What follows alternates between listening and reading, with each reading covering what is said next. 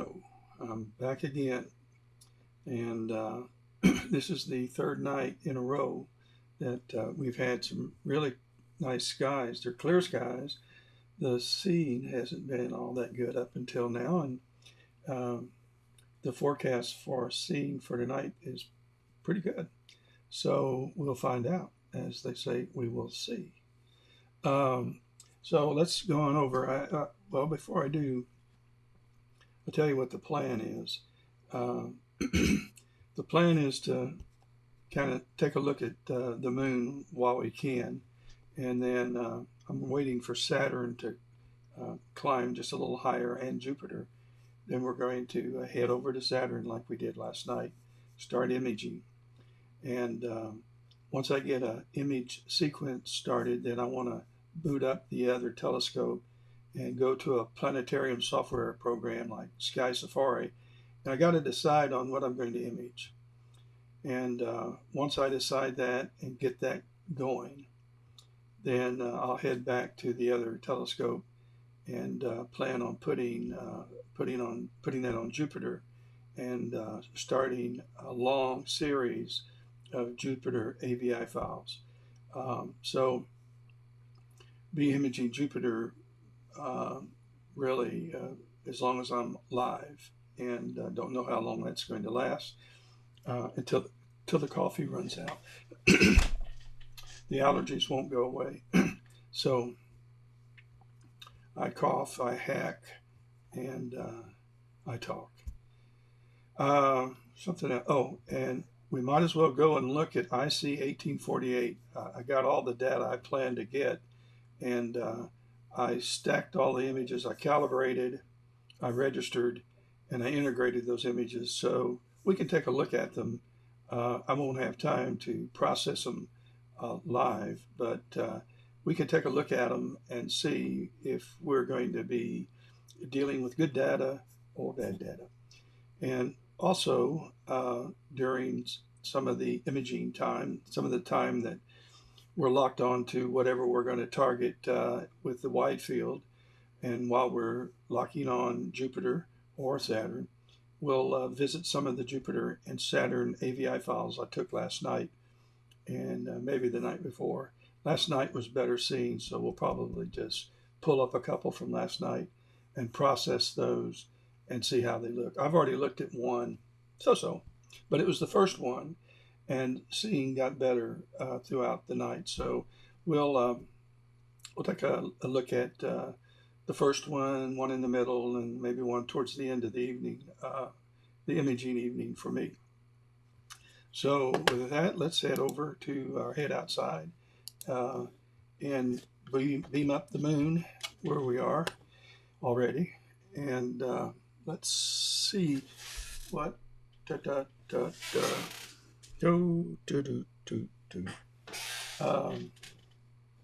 son of a gun.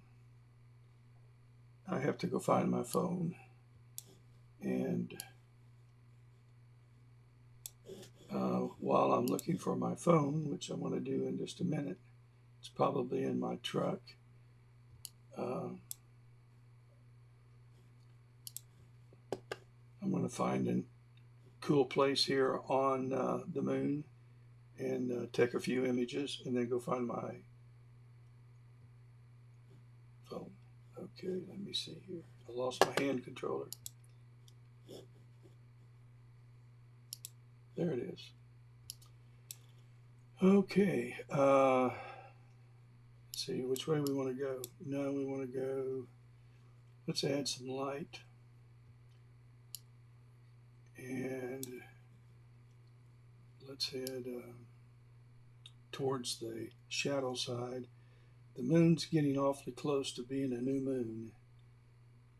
And as long as it's not a new moon, there's going to be a very shadowy side. And that's where we're headed. And that's where we're going to have the best contrast. So it's getting darker. And let's find a couple places we can go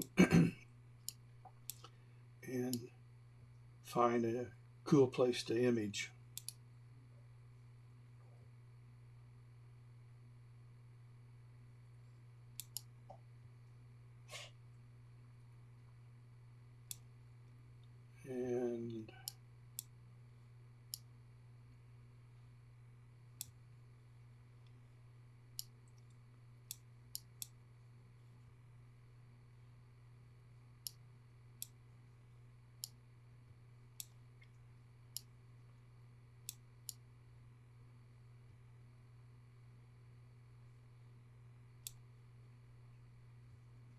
I'm going to find one of those craters like this one that has the mountain right in the center.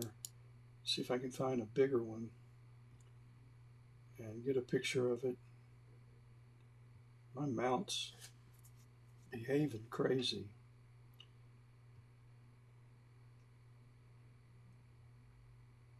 It shouldn't be jumping like that.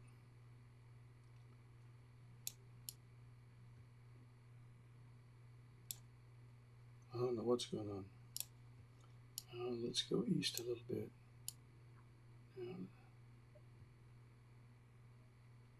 That is a monster crater right there.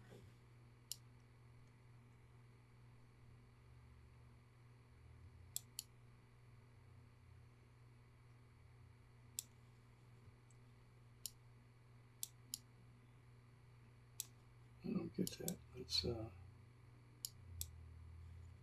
put it on sidereal. Yeah, that moved things.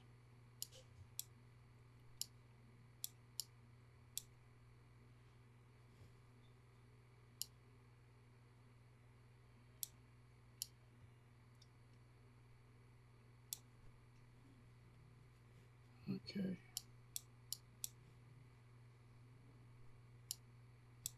Let's go back to the edge of the moon, like right there.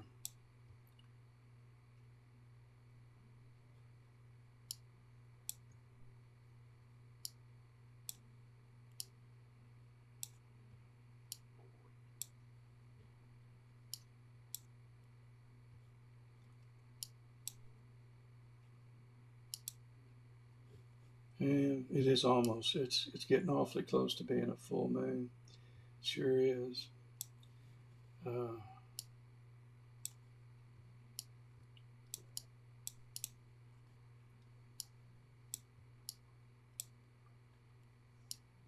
Then it won't be any fun anymore. Okay, we need to.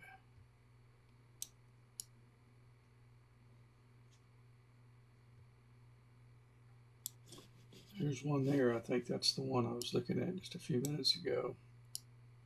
There's another one there. Ah, here's one big one. Okay, let's see. We want to go. Nope.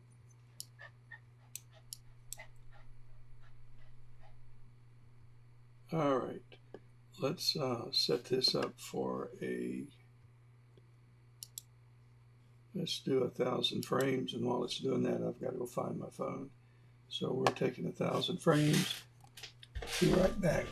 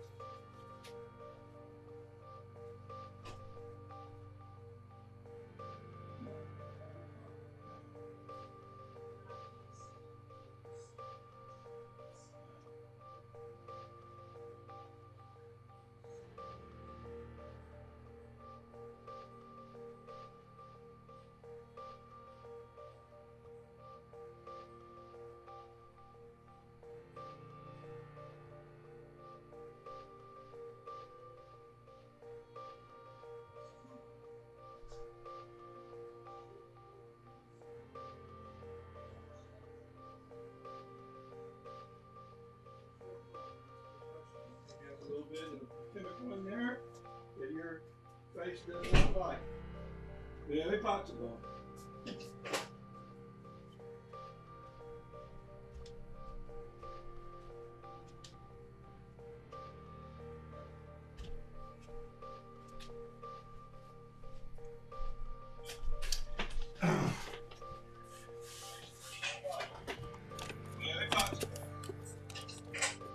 I am not a smart man.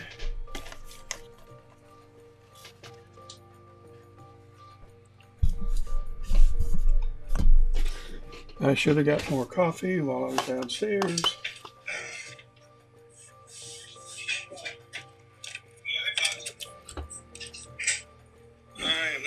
man.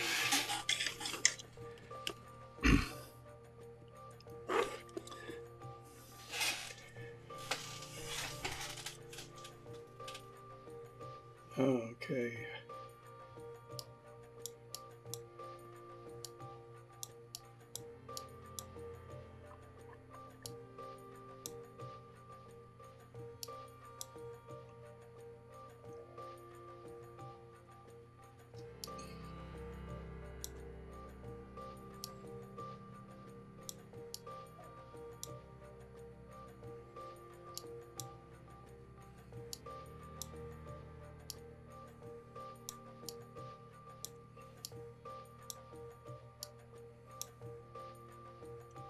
I'll bet this is one right here.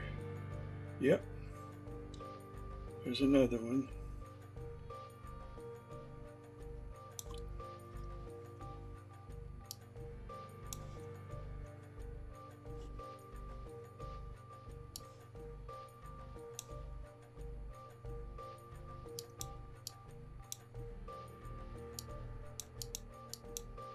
Let's take an image of it.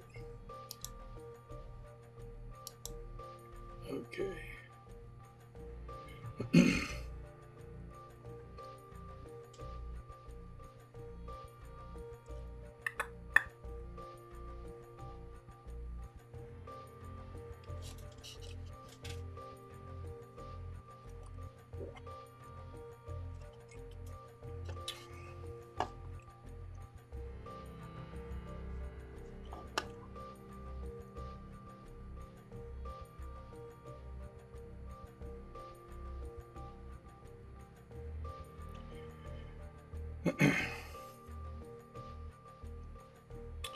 Okay, let's head over to Saturn. And we need our sky chart. And we went to the moon, so let's go to Saturn and slew. It's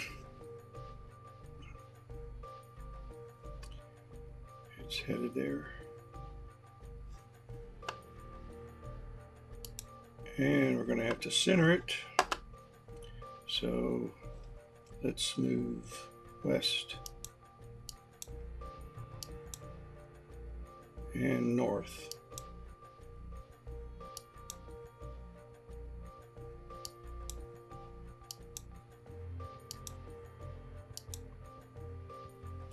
And west.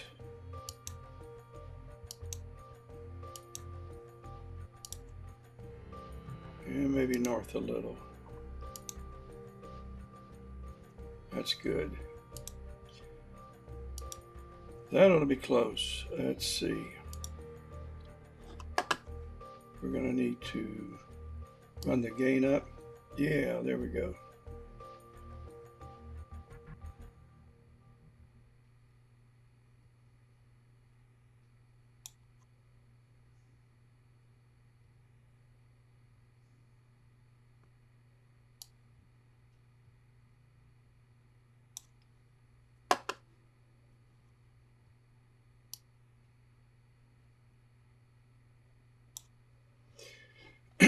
Okay, now let's center it, and let's zoom in to do that. So we need to go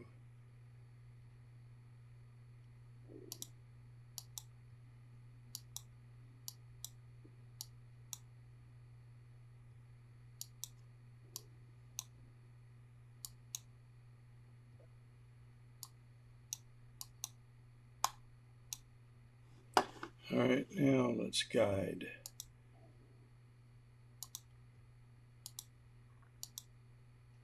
And clear this out. Let's find a good guide star. Good. That's the same guide star we locked on to last night.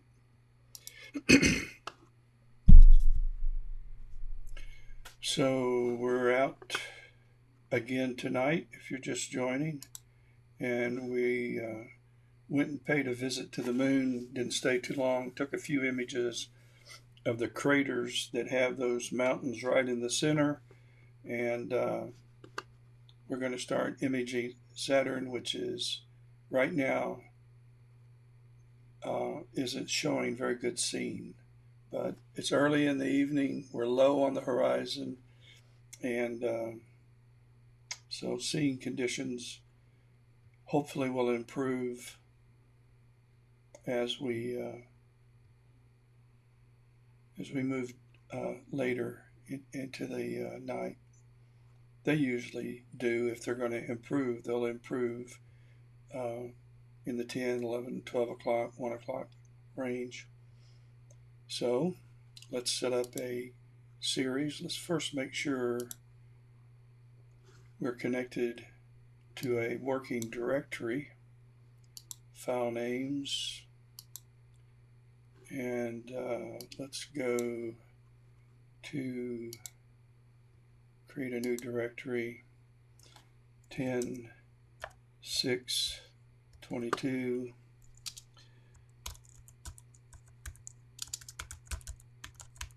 and that'll work. And so let's start a sequence, and let's call this Saturn Creative, and let's take 10. Scene is bad, so let's take 10, 3000 frame files, and let's go. So now let's go to our other scope, and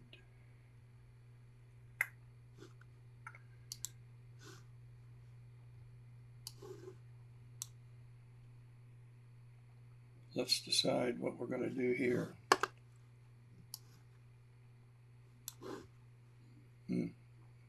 What just happened? Let's move back.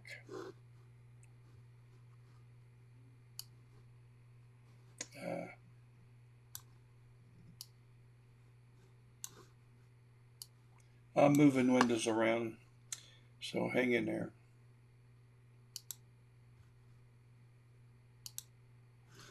Okay. Probably need to go to our planetarium software and find something to image. And let's click on right now. So this is a real time, and we want to go away from the moon.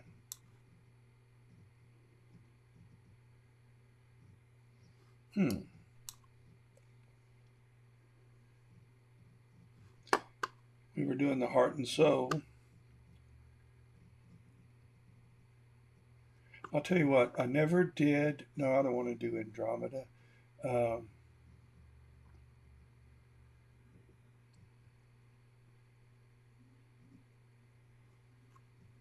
Decisions.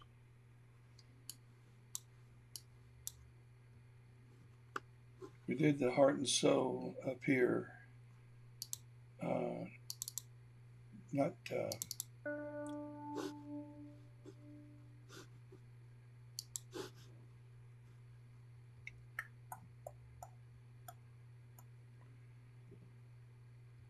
what do you think?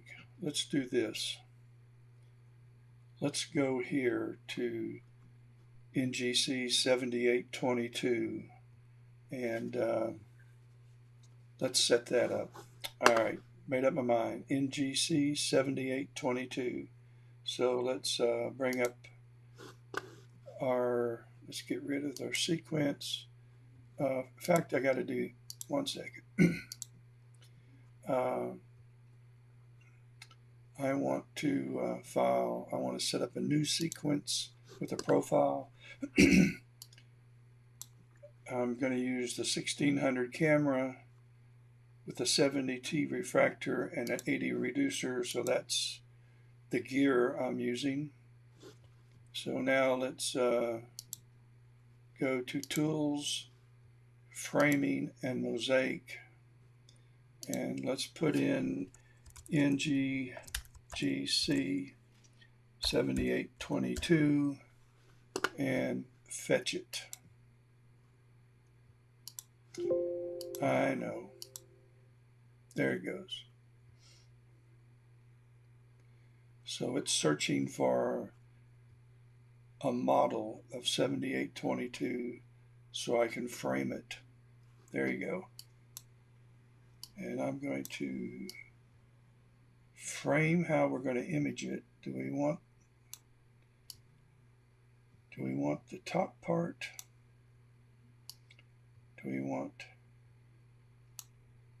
How do we want to do this?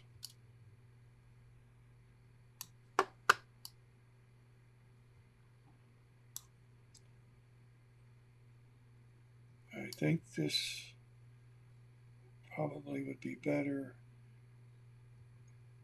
if I pulled off something like that. All right, this is what I'm doing. And I'm going to call this 10.6.22 underscore 70T and 1600. That's the telescope and the camera that I'm using. I want to replace the current target. I do not want to rotate the camera. I want to frame it just like that. So let's go. It was a success. And so here we are. Now, I want to copy that and find my outside hard drive, create a new folder, and we'll save our data to the hard drive right there. Okay, now let's set up a sequence. This is going to be HA again, HA03 and S2. HA03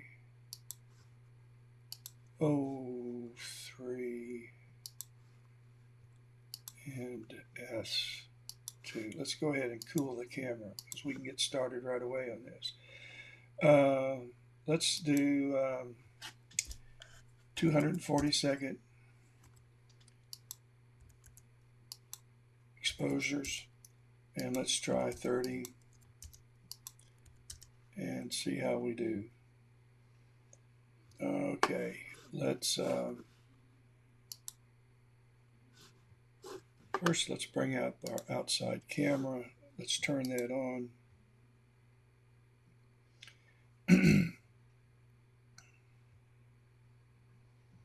Right now, the big SCT is on Saturn imaging, and this one we're getting ready to put on NGC 7822. So here we go. We're slewing to the target.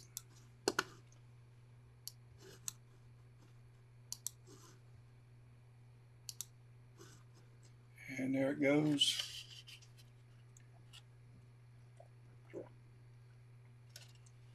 It's nice to be able to sit inside and do this.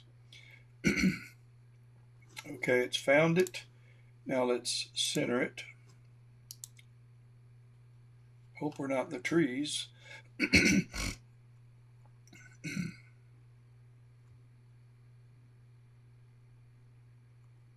We shouldn't be.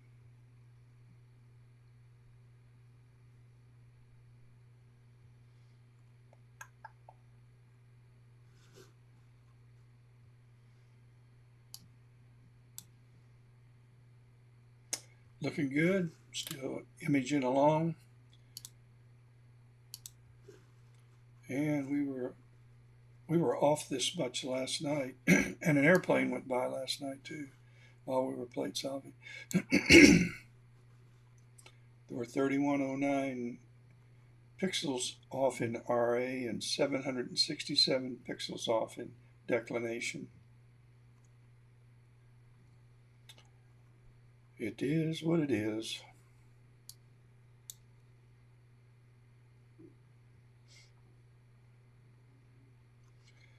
Okay, we failed again. We're 79 pixels off, and I want to make sure I'm within 50 pixels, which is pretty finite.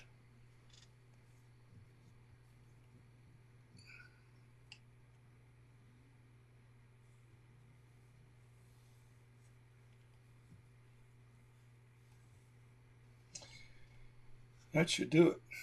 Okay, we're only off 11 pixels. We're 0 error in DEC and 11 pixel error in RA, so that's awesome.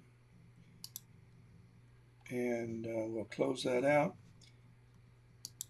I want to take, let's see what the temperature, it's cooling down. We're a long way from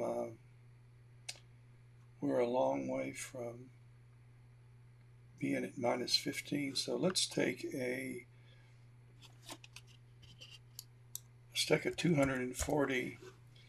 Let's move the filter wheel to hydrogen alpha, and let's set that. And let's take a 240-second image and see what we have.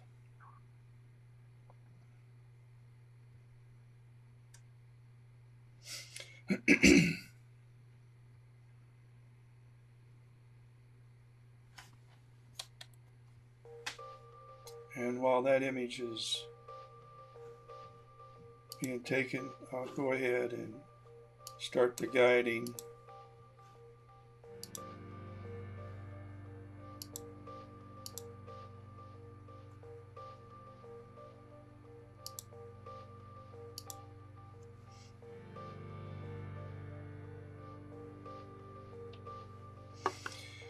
And let's go over and see Saturn. Oh, not getting to see it yet.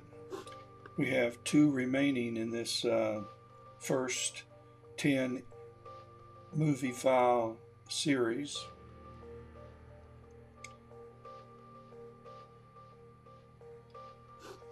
I think I'm going to have to dial down the exposure some to when this one finishes.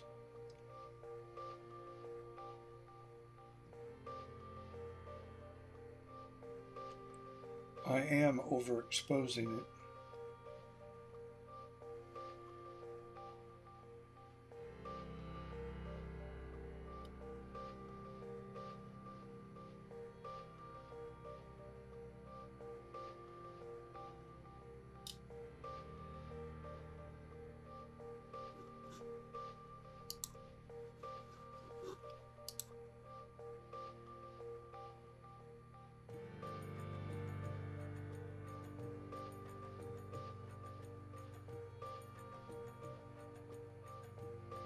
You're looking at Saturn Live.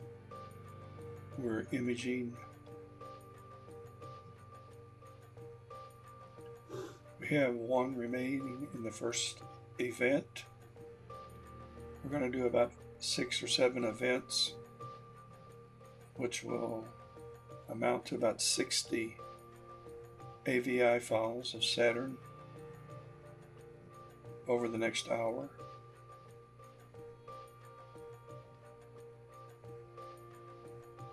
Our fingers crossed that seeing will improve.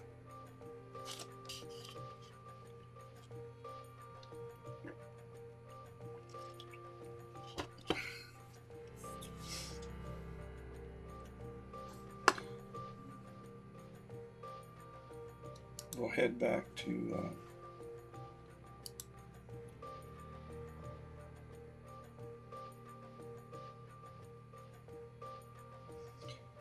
we have 53 seconds left in this.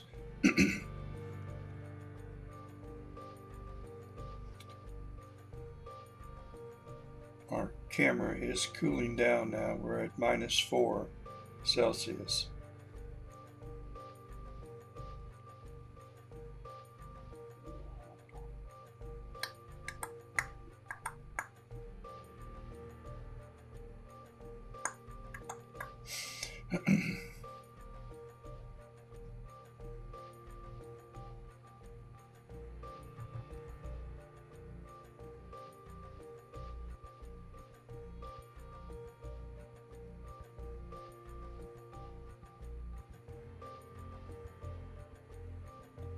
I just want to make sure that I have this centered like I'm going to want it, or framed like I'm on it. Here it goes.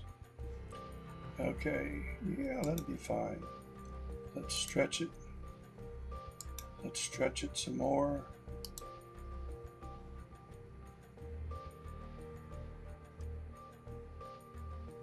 Yep, that'll be fine.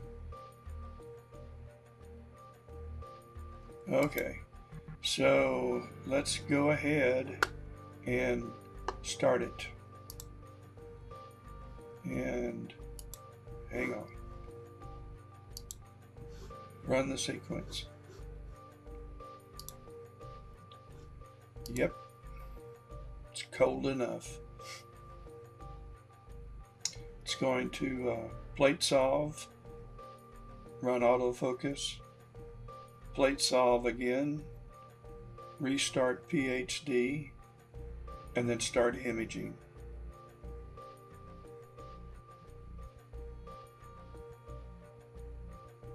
It's going to run autofocus now. Let's head back. It should be done. And we are done. So I want to drop the exposure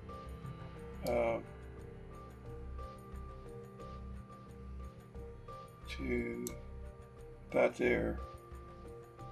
Okay, here we go with another quick capture. Not quick capture, a sequence. Let's make this one 15 AVI files, and we'll keep it at 3,000 frames per file, and let's give it a go. Now, we've got Saturn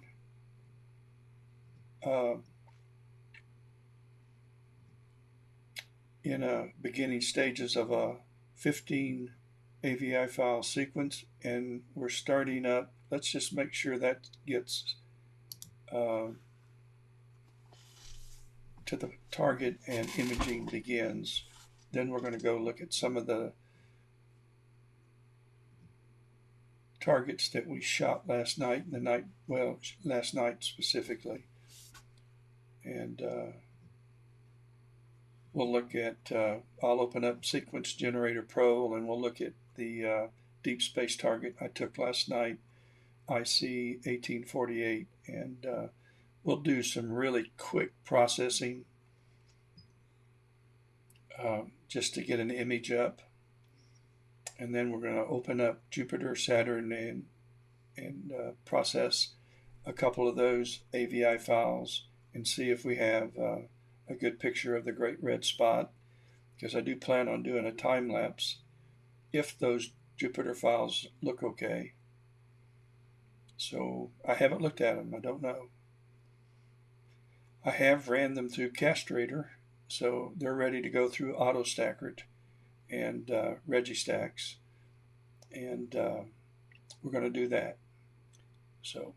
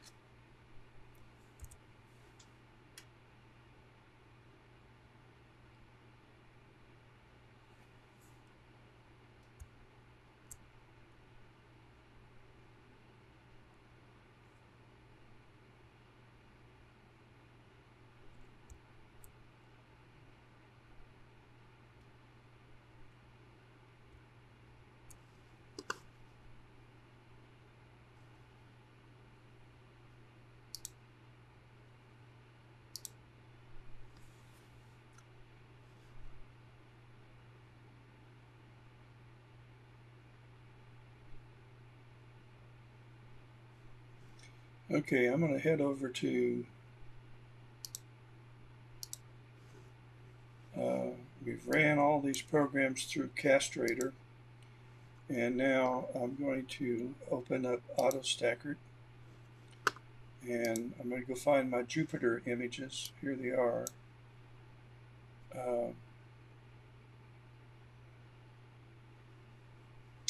See, that's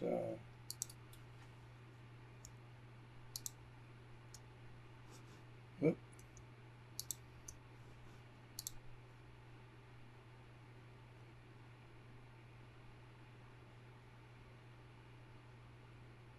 Hang on a minute.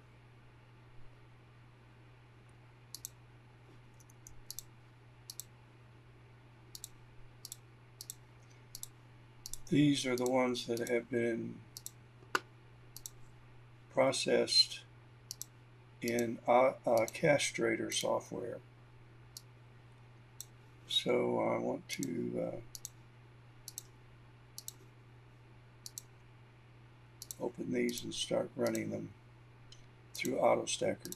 They'll have to go through feather registration or feather stacking and alignment. No, not copying.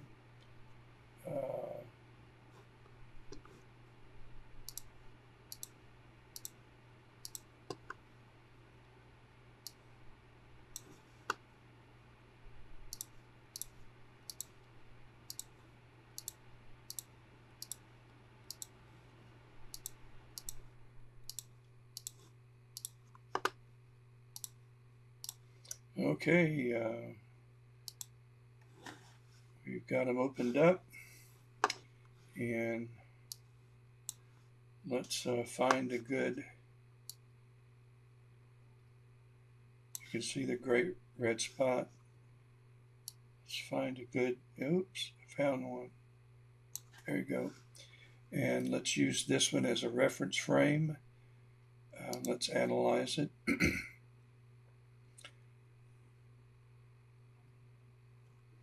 Should go pretty quick compared to last night.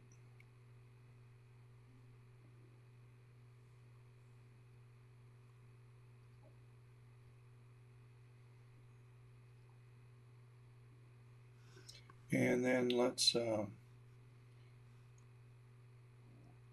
use about there's 5,000 frames. Let's use about 20%.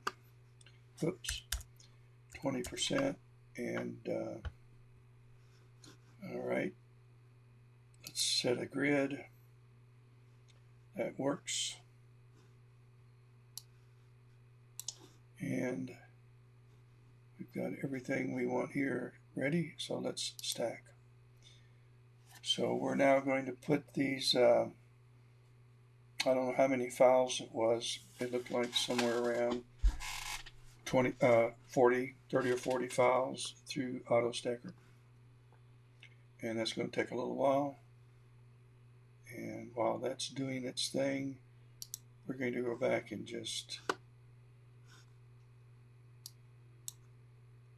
admire this unbelievable planet.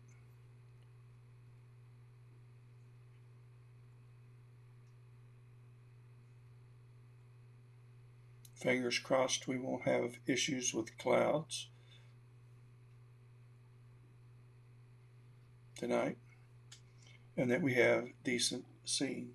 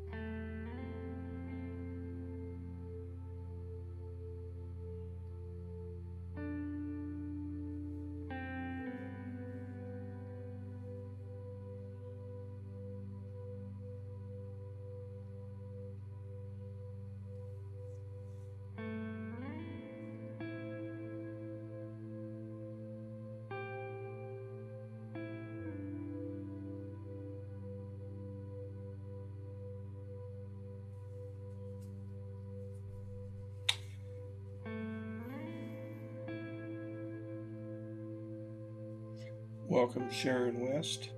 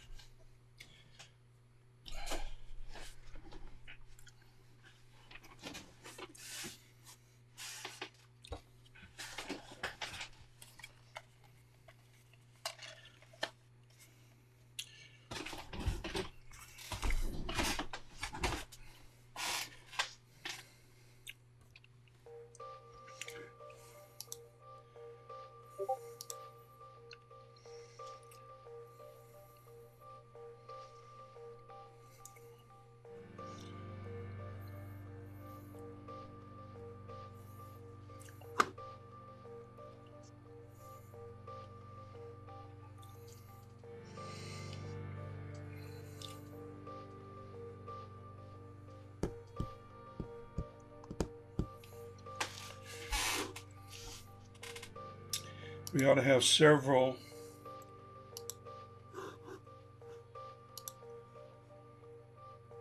pictures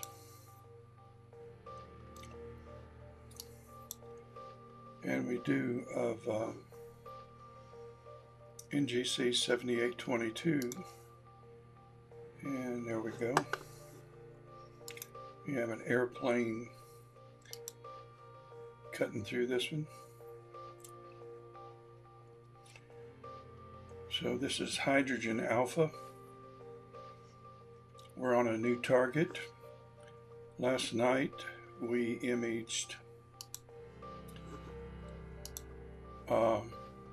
IC1848, and this is the hydrogen alpha stacked together. This is the oxygen, 60 images that are 240 seconds long. It's been drizzled 2 times, and this is the sulfur. So we've got some sulfur signal, we have some hydrogen signal, we have very little oxygen signal. So I'm going to rename this O3 and tuck it up here, and we're going to rename this HA, and we're going to tuck this up here, and we're going to rename this one S2 and make it easier to identify and work with now. And the first thing I want to do is to let's see what they look like. Let's bring up RGB channel combination, and let's map the sulfur into the red channel, and let's put the hydrogen into the green channel. And since there's more hydrogen than anything else, this image is going to be green. And let's put the S2 in the I'm sorry, the O3 into the blue channel. See what it looks like. I know what it's going to look like. It's going to be all green. Hit the wrong button. And we're back. So let's stretch it.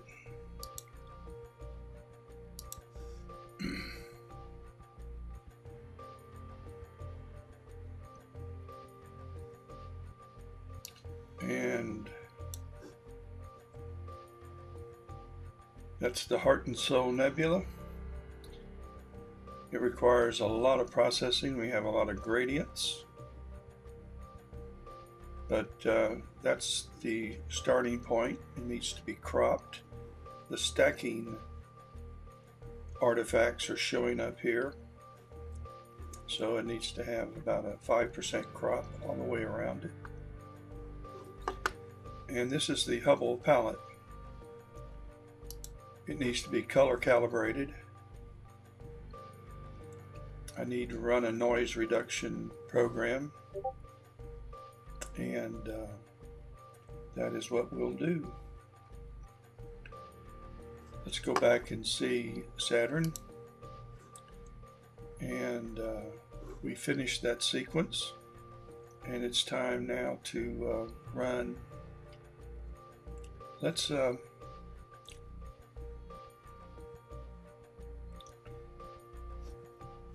move Jupiter over a little bit. I'm going to stop guiding, which isn't going that hot.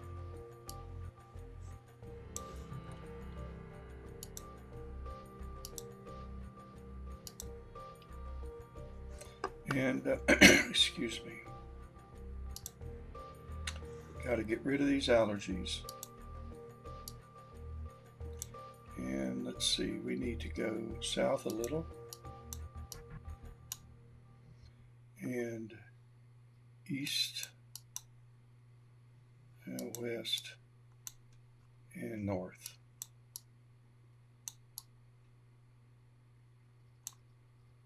and west. And we're going to leave it right there and start guiding.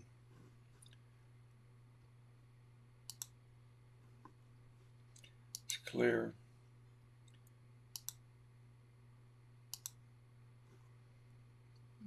Okay. And let's go back and start a new sequence. And let's do the same thing. This time, though, we'll do the same thing. 15 AVI files, 3,000 frames per file. So we're off and running. And let's head over to our new target, which is NGC 7822.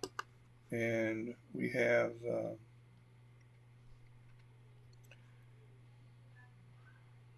taken a number of our frames, and this is what we're looking at.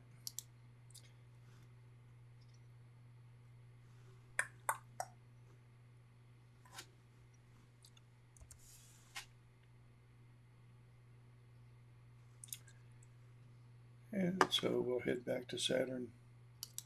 Much prettier to look at.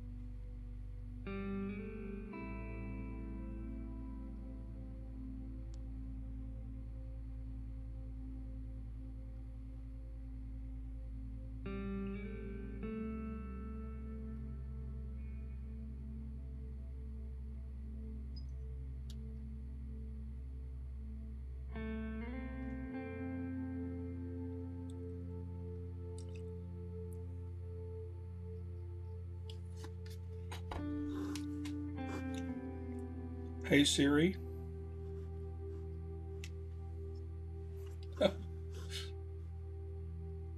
Yeah, that works. Just call on Siri. Funny.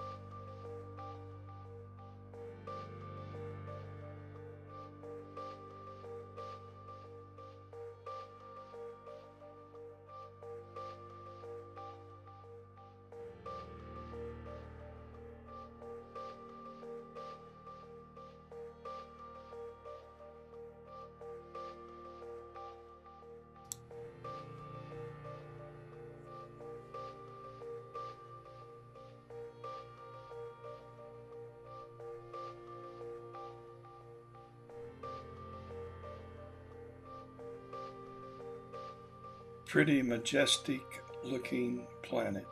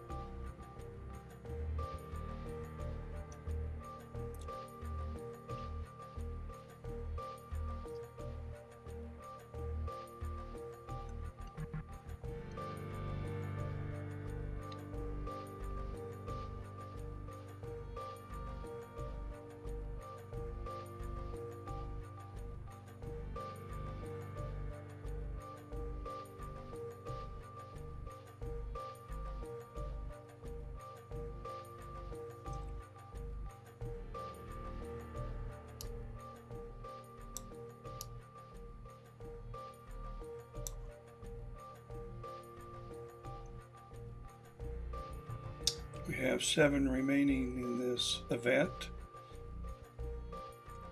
The sequence consists of 15 movie files, and each movie file has 3,000 frames.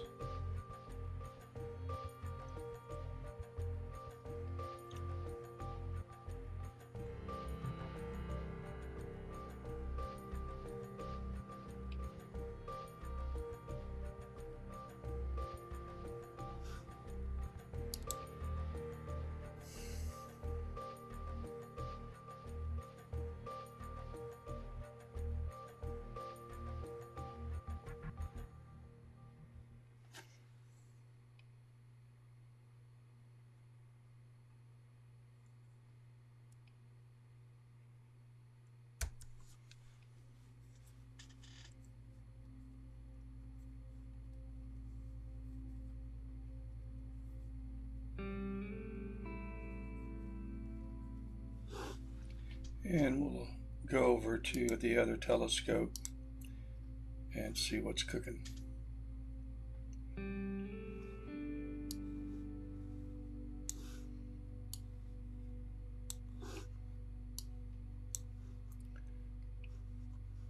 Didn't stay very long. Let's try that again.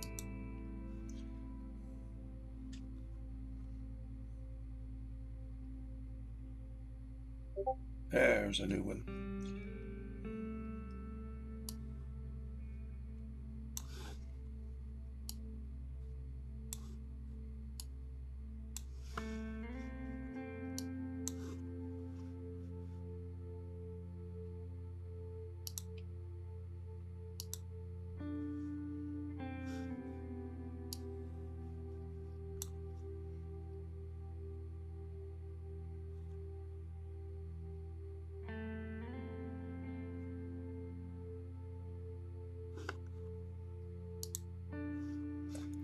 We have 8 down and 24 to go.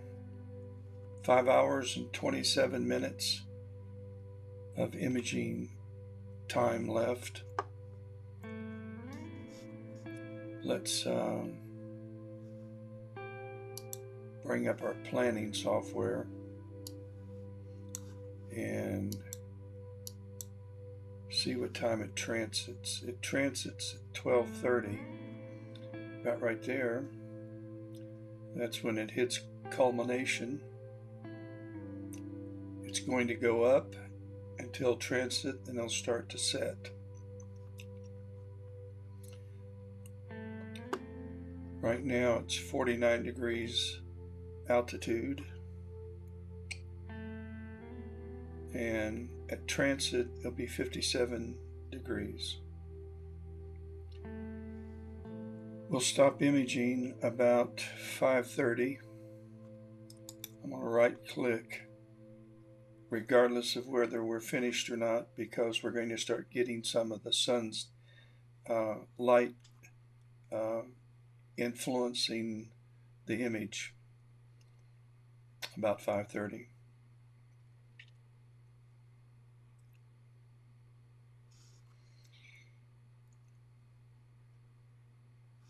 The moon is 90% illuminated right now, and it's going to be a bother until about 3 o'clock. It'll be very low in the sky around 3, and it's going to set at 3:41, but I'm currently running from the moon, and I'm imaging in the north, and the moon is in the south. So I'm getting as far away as I can. Hi, Richard. Still have clouds.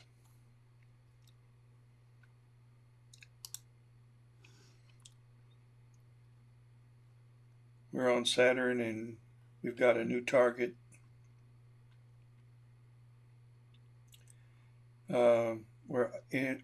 We're imaging with the wide field NGC 7822. I'll go back there. I think that's what it is. Yeah, 7822.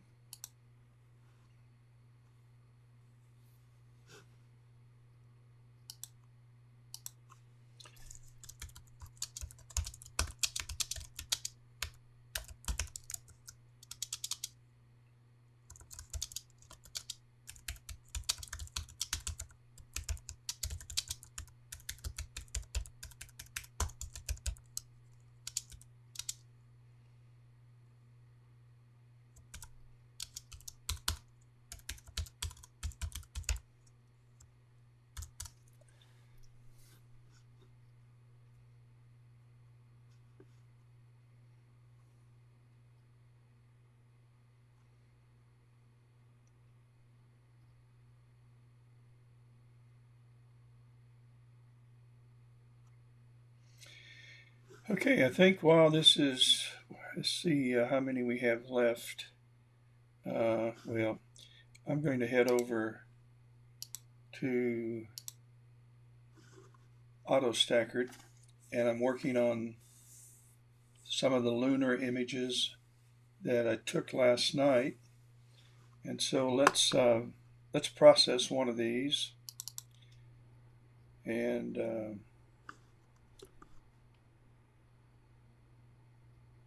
we'll bring up Registacks, and we're going to select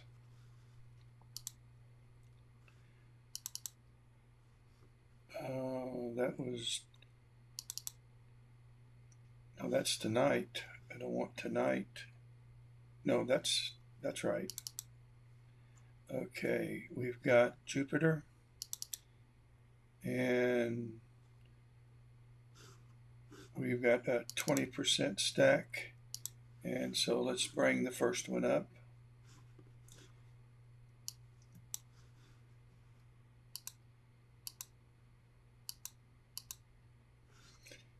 And let's show it. And we want to flip this. Probably, let's try 100. Let's try 215 degrees.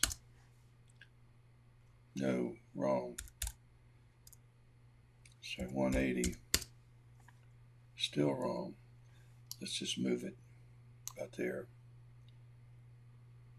That's pretty close. Little more. Okay. Then let's open up Gamma, which is curves, and let's right click, reset. Let's right click here and right click there. Bring that up a little, brighten it, bring this down some, contrast. And let's save this curve so we can use it on all of them. And call this curves.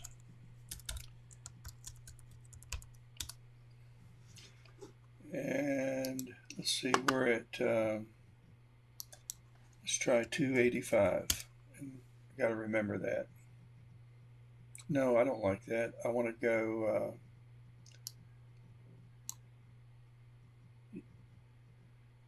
no, that's right, 285. All right, we'll be at 285. Let's auto balance it, and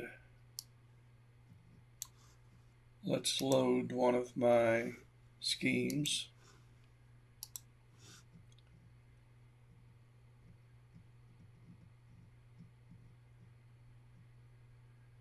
And there's a Jupiter from last night with the great red spot.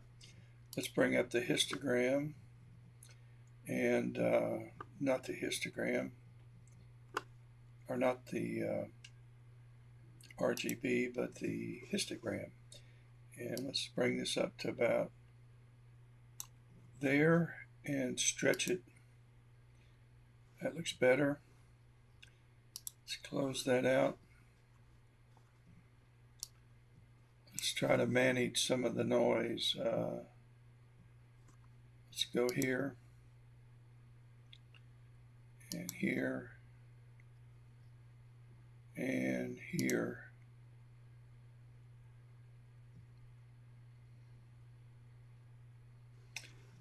The rest of the sharpening I'll have to do in Photoshop. I still don't like that angle. Let's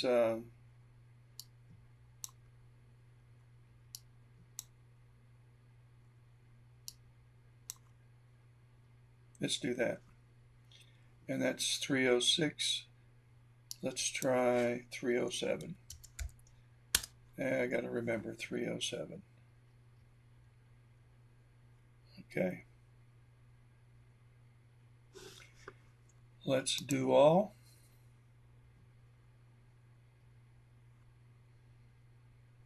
Actually, let's add some more sharpening right here.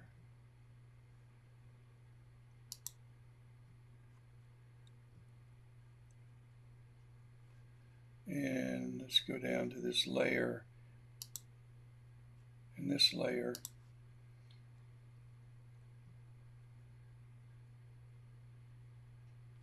That's looking okay.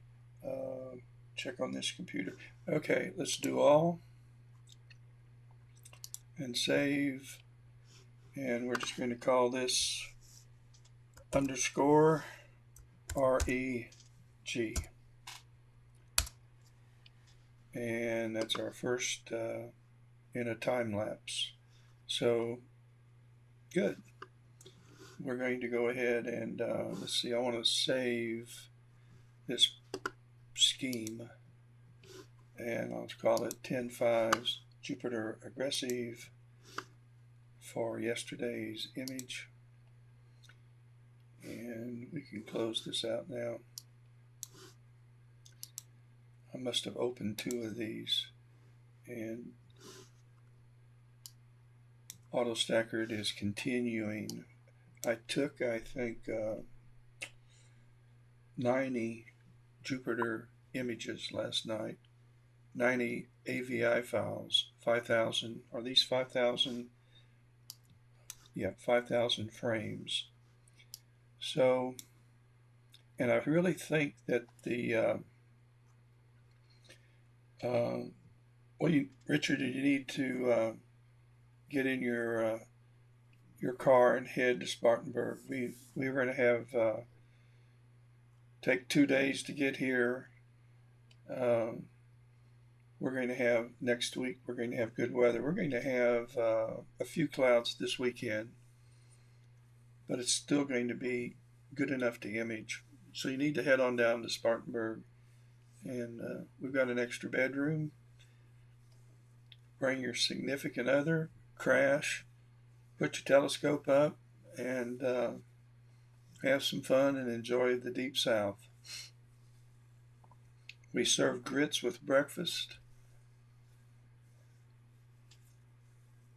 but you can't beat a southern breakfast. Grits, red-eye gravy, country fried ham, scrambled eggs, sometimes hash browns, coffee, orange juice, toast, or blueberry pancakes. I love my breakfasts. Okay, we better go check on Saturn. And we're finished that sequence. So let's start another. And actually, I'm going to start giving these. We've got, this is going to be the third event. And there's going to be 15 sequences in this event. And they're going to be 3,000 frames again. So let's get it going. And then let's check out our other telescope. And we're on 11, number 11. And we'll do a high stretch so we can see some of the signal. And let's go back and look at some of the other ones we've taken.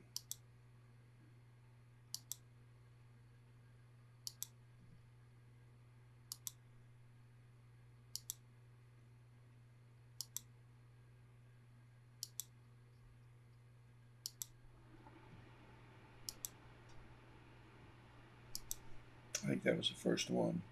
Yep. Okay, well, we're rocking and rolling with NGC 7822. And let's, I don't know much about it, so let's go read about it. This is a large area of emission. I knew it was an emission nebula located in the constellation Cephus. This is gonna trigger a flip. No, it didn't. These nebula are difficult targets to detect. Apertures around 20 inches in dark skies are required. That is, if you're if you're looking at it visually. We have an 8-inch aperture.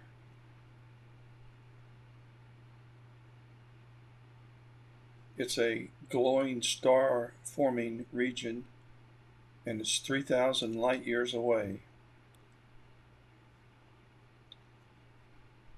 It also includes one of the hottest stars discovered.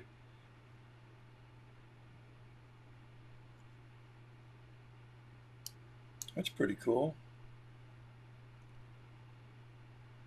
It's 100,000 times the luminosity of the sun.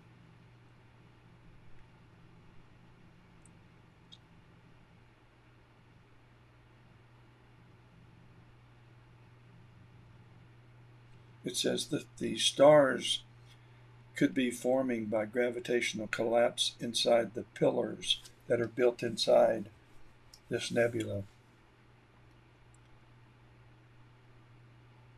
Stellar winds and radiation will ultimately erode them away. Yeah, I know, I get hungry this time of night. We ate kind of early. I had a golf tournament to photograph. I got there around 2:30. By the time I got home, I was starving. So my wife had made spaghetti, a salad, some good bread. I do enjoy eating. Okay, let's head back to, well, I wasn't planning on going here, but let's go see Saturn.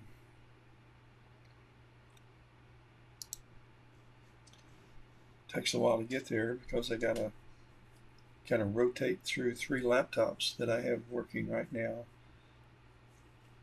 And I'm connected to them remotely. 2 are outside with the telescopes, and 1's right behind me. It's processing Jupiter that we took last night. Oh, I will show you this. It isn't any good, but I'll still show it to you. Let's go over to, let's see, what's the best way to do this? Let's open up, let's just open up Explorer, and let's go down to yesterday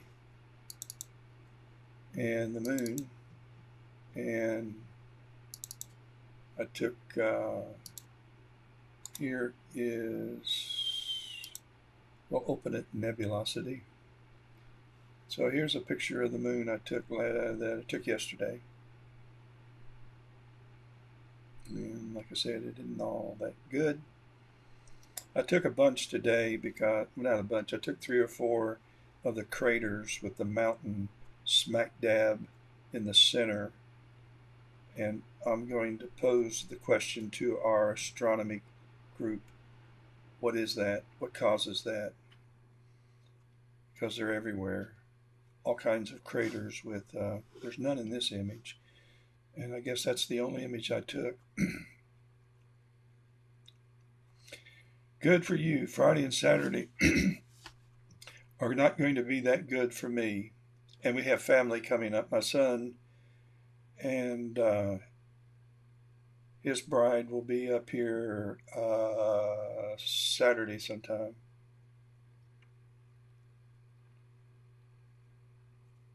And I'll have to go back. He's from Atlanta.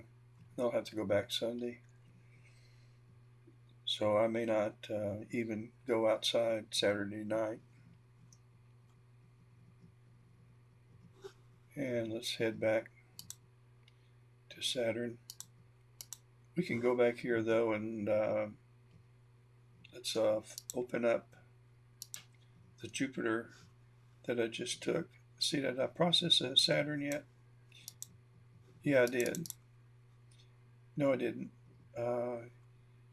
We'll have to process a Saturn. Let's do that now. Let's open up.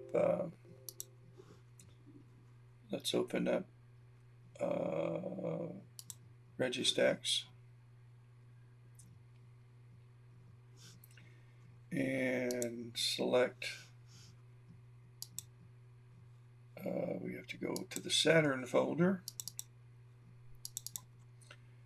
and we'll grab Actually, let's grab one of the last ones when seeing was better. Let's just pick that one. I'm not going to keep it. Oh, I know what I did yesterday. And I make sure I didn't do it today. I don't even think I'll be able to process this. They're all overexposed. That's the kind of a problem imaging. I'm going to show you this. They don't look overexposed when I'm gathering information, when I'm gathering data. That doesn't look overexposed, but you have to keep this histogram to the left of this center line. And last night it kind of edged over it, and I can't tell by looking at it, but it is honest to goodness overexposed. We'll process it anyway, but it's not good. So let's we won't even flip it. Let's take gamma and let's just drag it down a little bit to darken it as much as we can. Give it a little, try to affect the, and we'll drag the midtone slider down some. But it's going to be hard to get rid of that. Right here is where it's overexposed, right in the center band. Yeah, well, it is what it is. So we're going to color correct for it. Auto balance. And then let's load that Saturn scheme.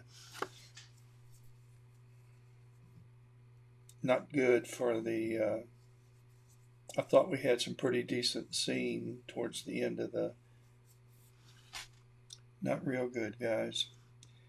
Up, it is what it is. Hello, YT Baldwin. Great to see you too.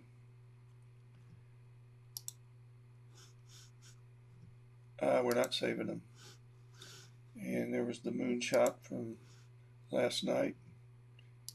And AutoStacker continues to process all of the Jupiter. I will say this though, when we imaged Saturn last night, that was early in the evening. I stopped imaging Saturn about 9 o'clock, so seeing really wasn't all that good then.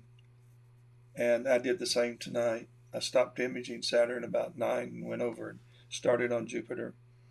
So, no, I didn't. Here we are, still on Saturn. Have I lost my mind? Well, good. I'll tell you what, we'll let this run, and then we'll go get Jupiter. So we've got 6 more to go, and then we'll head over to Jupiter.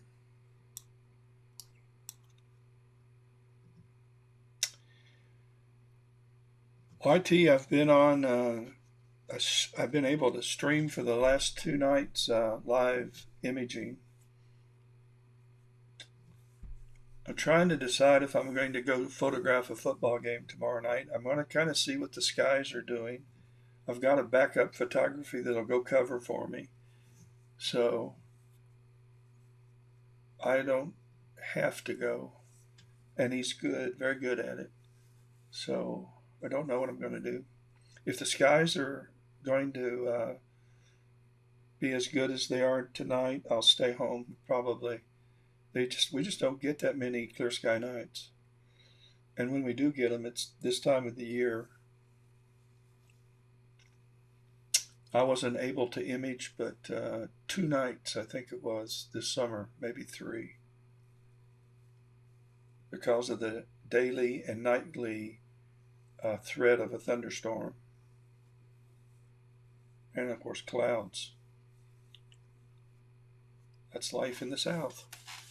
But during the fall, we get some pretty good nights. And winter.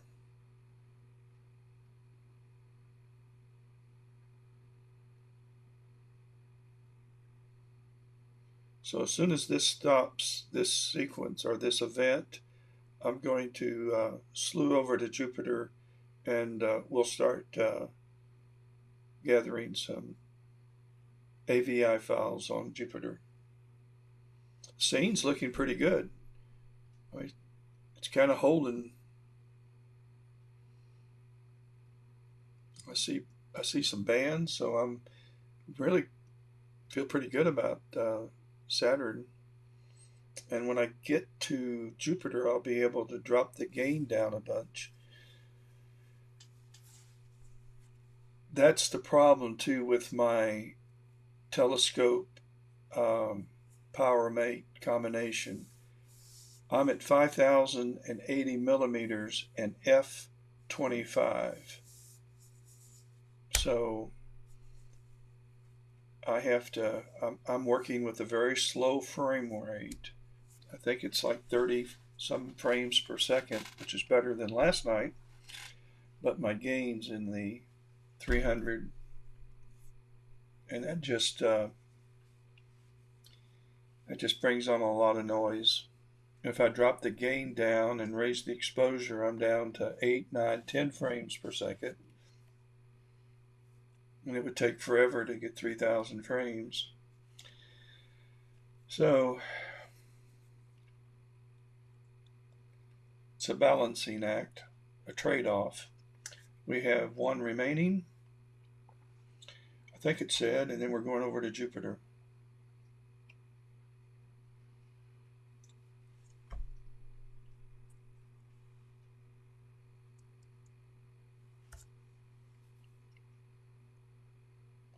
I'm going to get some new songs, I promise. These, and load them into my streaming software.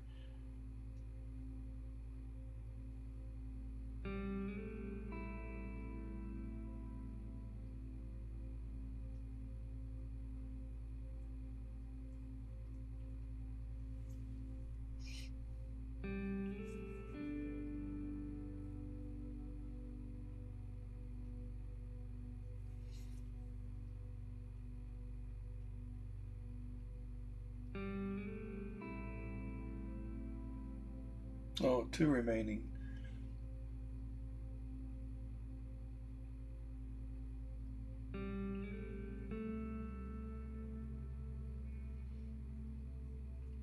Well, we've gotten up to 47 frames per second. I needed to go out and change cables. I've got plenty new ones. By the time I hit the bed and wake up the next morning, I forgot all the things I was going to do.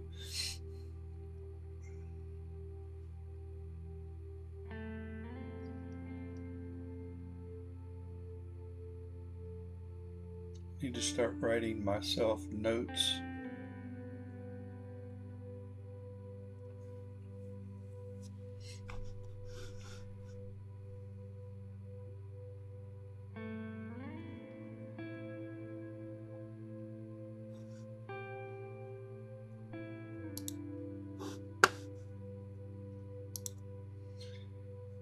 Just for the record, that's how far Saturn is from my backyard.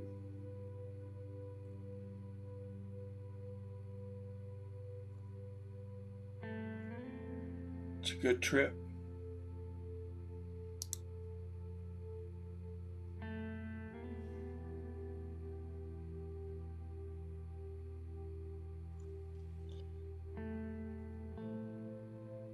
Hey Jacob, glad you're watching.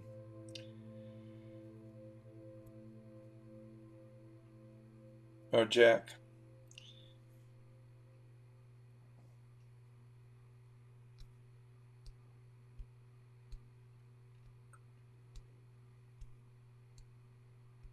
Jack's over on Facebook.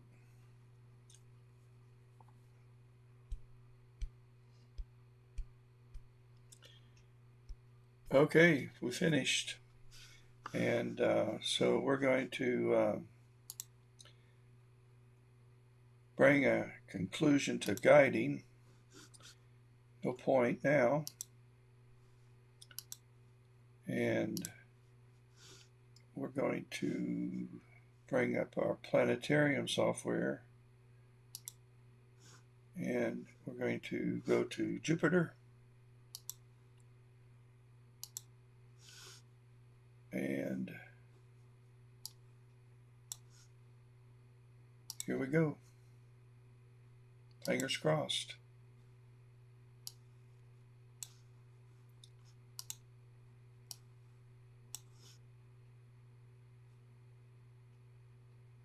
I guess we went there.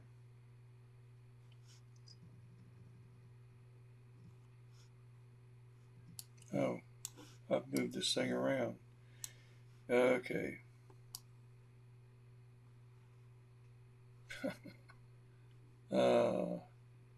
Graphics. Yeah, we're on Jupiter. Okay. So let's bring up my finder scope, and we need to move it up, and then we need to move it north. So let's go west.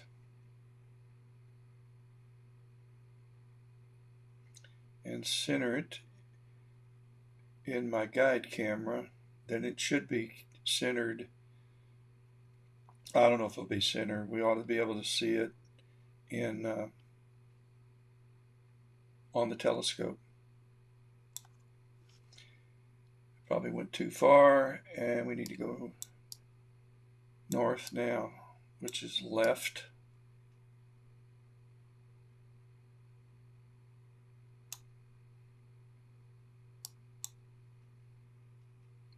All right, guys, fingers crossed. Let's bring up our software. Hey, how about that? All right.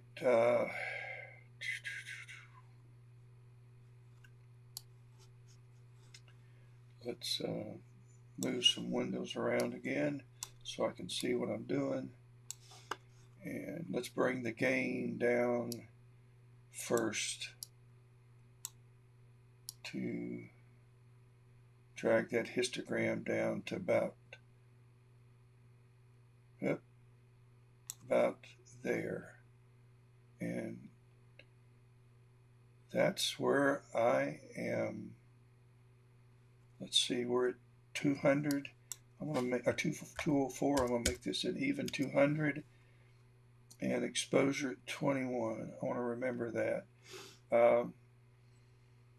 And so I should have also, besides putting new cables on, data cables on this particular telescope system, I should have rotated the camera so I don't have to do that in post, but I didn't. And let's change our Jupiter, capture, start, and we're going to need at least 5,000 frames here. And let's start with 20. And we'll have 2 seconds interval between pictures. Before I start this, let's move Jupiter a little bit. We don't want to go, we want to go north just a little bit.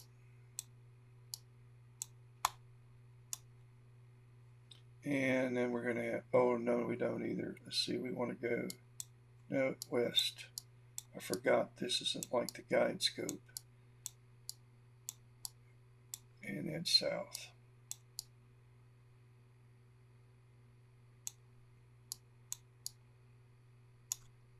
All right, that's good enough for government work. And let's get a guide star. It's on a moon. Daggone it. Let's stop and try this again.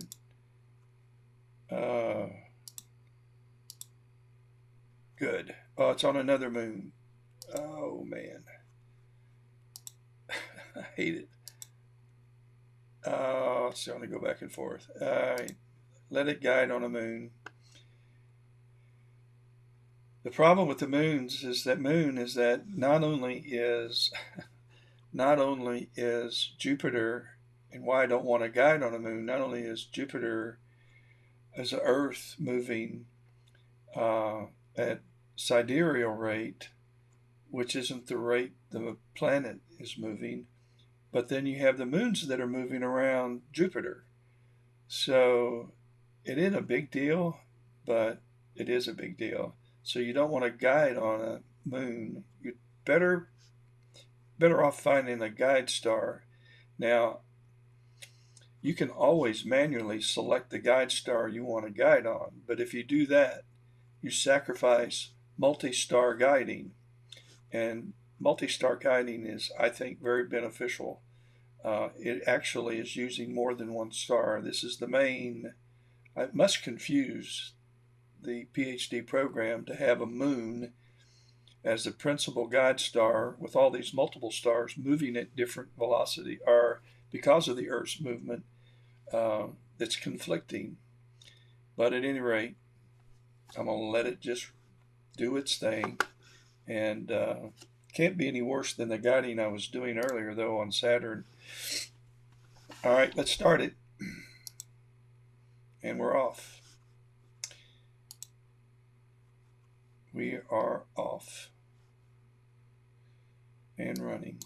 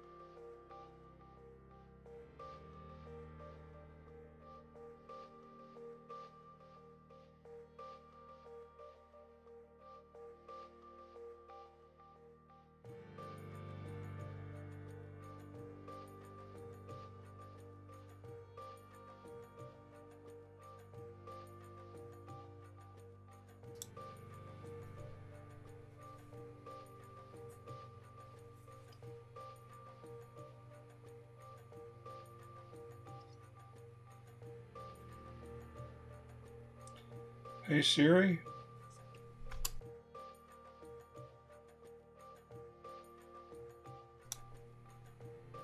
That's an interesting name. Is that your nickname, or you just get a lot of kidding, don't you? I think if I were young enough and I was siring children, I would name one of them Siri.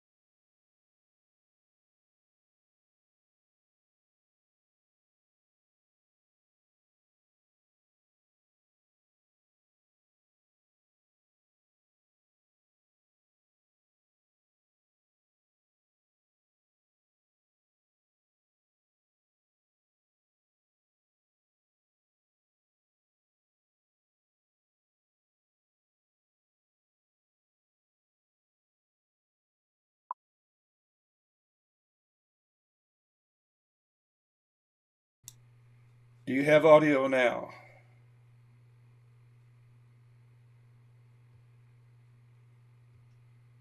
And let me try changing something. Is there audio going on now?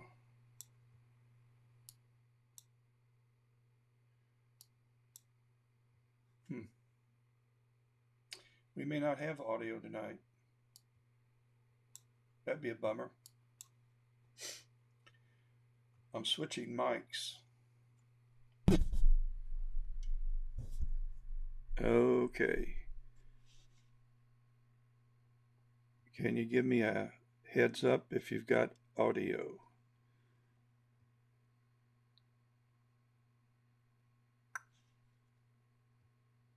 Because it looks like I do on this end.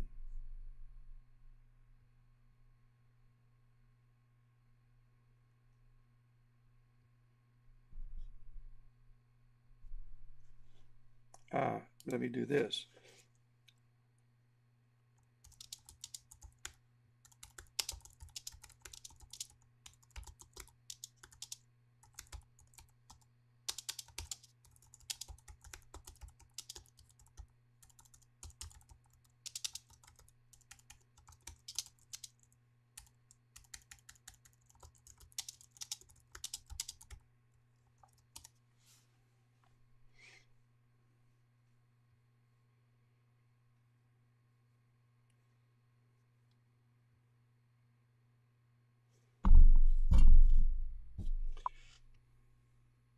Okay, good.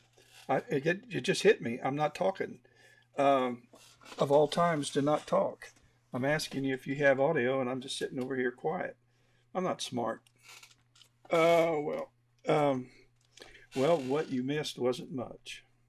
YT had asked the question, uh, did you, what did he ask me? Uh, what did you do when I was younger? And I told him I got out of teaching and coaching and went into financial services, and I spent what is happening to, I better pay attention to, hang on a minute. Let's, I've hit something. Let's stop the capture and cancel. And let's bring, wrong way.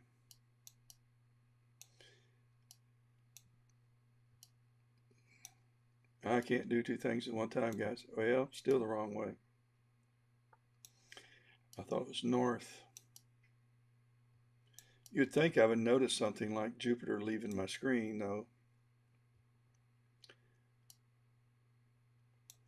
I need to reset my crosshairs.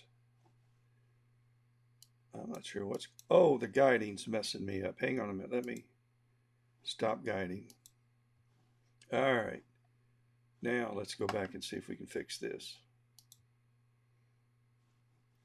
All right, now we got to go east. And we got to go south. Is that right? No, north.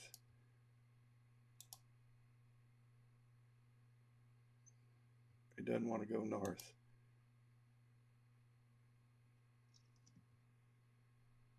Sure doesn't. I hope I don't have a snag outside. I may have to.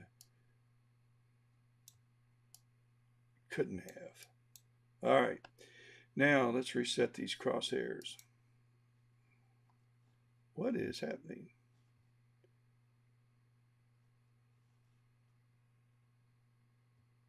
Huh. I'm not guiding, am I? Let's just go back to auto, and let's find out what's happening to PhD. Oh, we are guiding, so we had to stop that. And we're on the moon too. We got to get off the moon. I'm just going to stop, disconnect. I'm going to have to reset this whole thing. I'm going to close out PhD completely. I'm going to reopen it. and hope it has sense enough to pick a guide star that's not the moon. Connect. Okay. Fingers crossed, guys. No, we're back on the moon. I'm just going to manually pick that one, and we'll start guiding. That's the star it's been guiding on in the past. So we won't be doing multiple guiding. We're just going to be working on one star. Let me bring up my crosshairs view. Crosshairs, bullseye. All right, now let's go see if we can find our planet, which is fine.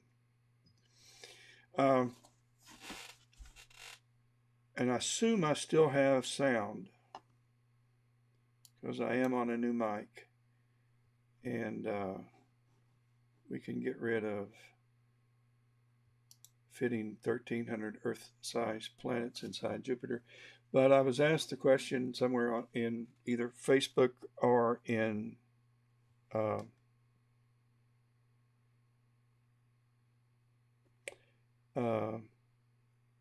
maybe it's, I don't remember where it was.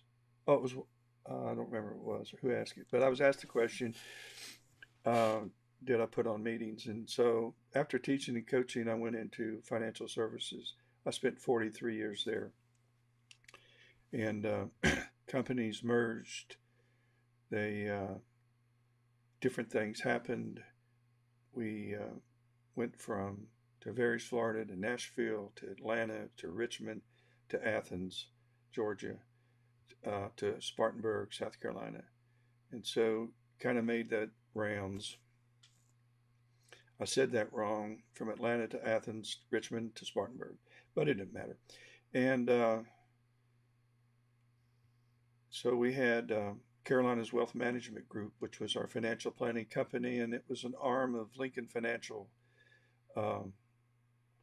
And that's what I did. And we had 80 people that was in our planning group, and we put on meetings. So to answer your question, whether I put on good meetings or not, I would probably tell you that of the 80 people that were roughly in our group, the ones that had to drive from Charleston, Augusta, Seneca, Charlotte, Columbia, Asheville, probably dreaded every mile they had to drive and was glad they were over. The ones that were in Spartanburg and Greenville, where we live, and Greenville was where my offices were. It's about 30 minutes away. They probably didn't mind because they got to eat good. We fed everybody good. All right, so we've got Jupiter back in the field of view. Let's and we're guiding. Let's go ahead and set up another capture. Well, it says we're still capturing. I thought we stopped this. I want to completely cancel everything. I'm going to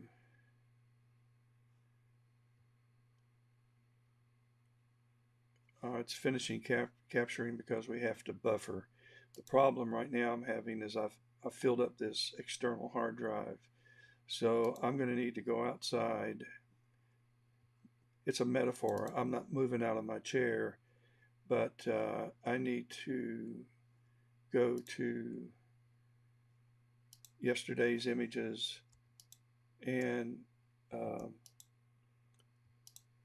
these two, the fourth and the fifth. I've already loaded those on hard drives inside, but I need to just trash this and free up some room on this 1 terabyte hard drive. Do you want to permanently delete it? Yep. And let's permanently delete this too.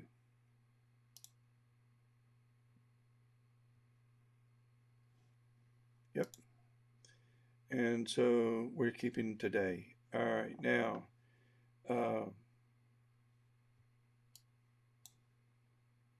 so it's buffering right now, so I can't image. While it's doing that, I'm going to head over to see what damage I've caused damage here. Let's see if I've caused damage over here on the wide field. We're at 20 out of 30, and so we're moving right along. My mean is horrible. It's I like, well, it's kind of early in the evening still, but I like this to be around 1200, 1000 ADU, and but it's in the 2000 range, which just means I'm shooting in a lot of light position, and I am, and I got a moon out. But even though it's narrow band, it does have a way of trying to swamp your signal with kind of this milky looking color background. Now, as the night goes on and as I start climbing towards culmination around 50 degrees, this will go down to, I'm guessing it'll go down. I don't know how much the moon's going to influence this. I don't know. It may not go down. I'm talking and thinking at the same time. That's scary. Let's go back and see if Jupiter, we're still, no, we finished. We've done all of the Jupiters. So that's a good thing. So we can close out AutoStacker. I batch processed all of the Jupiters that I did last night, and that just finished. I started that when I started imaging Saturn. So we'll come back to that in a little bit. We'll process some more of the Jupiter and Saturn images and see if they get any better. We can close this out now, and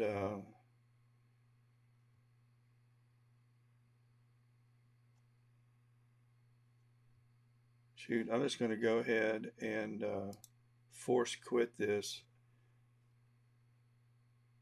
It's still struggling, so I'm going to go ahead and get Task Manager. And where's Task Manager at? Move that. Right click. I see it.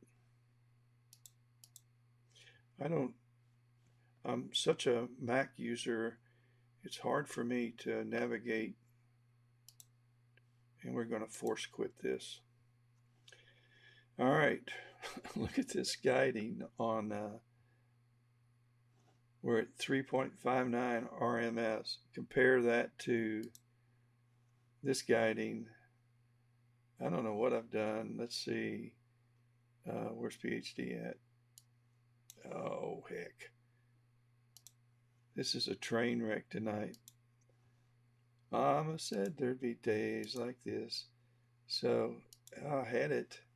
So we're at, yeah, it's not that good. At 0.93. It's better. Anyway, I thought it was about in the 30s earlier when it was lower in the horizon. Go figure. All right, now we're back at the workstation. Let's go to, all right, we got to open up SharpCap again. And that's right here. We can get rid of Task Manager. What a train wreck. I can't stand that graph. We're just going to have to delete it. Oh, I know what I'm going to do. Let me get, I know what I'm going to do. Let me get SharpCap going. Come on, open up SharpCap.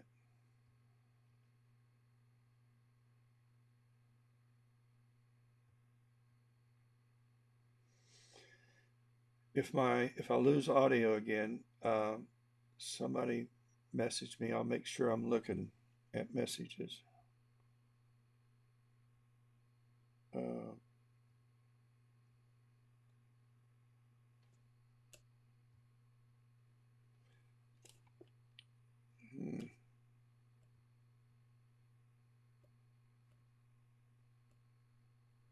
Okay.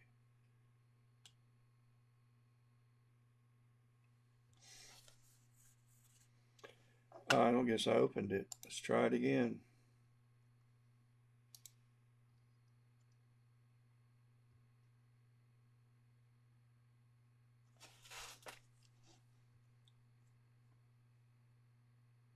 Voila. About time. And let's connect the 224.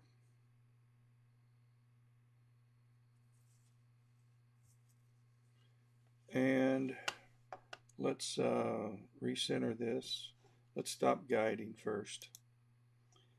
And let's raise the exposure to 2 minutes. And let's see if we can pick it. Ah, it's still doing a moon. Ah, daggone. I may just have to stop. Oh, we found one. Let's start guiding on that. Yes. That's a praise. That's a praise. All right.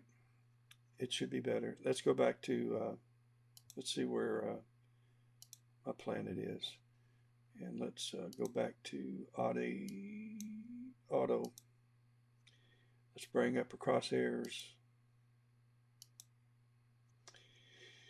And I'm just going to leave it there. That's fine.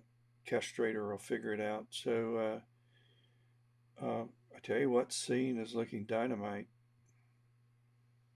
I'm getting some bands here and here that I can make out. There is not going to be a Winju post. Oh, good question, Richard. Let me get this started. And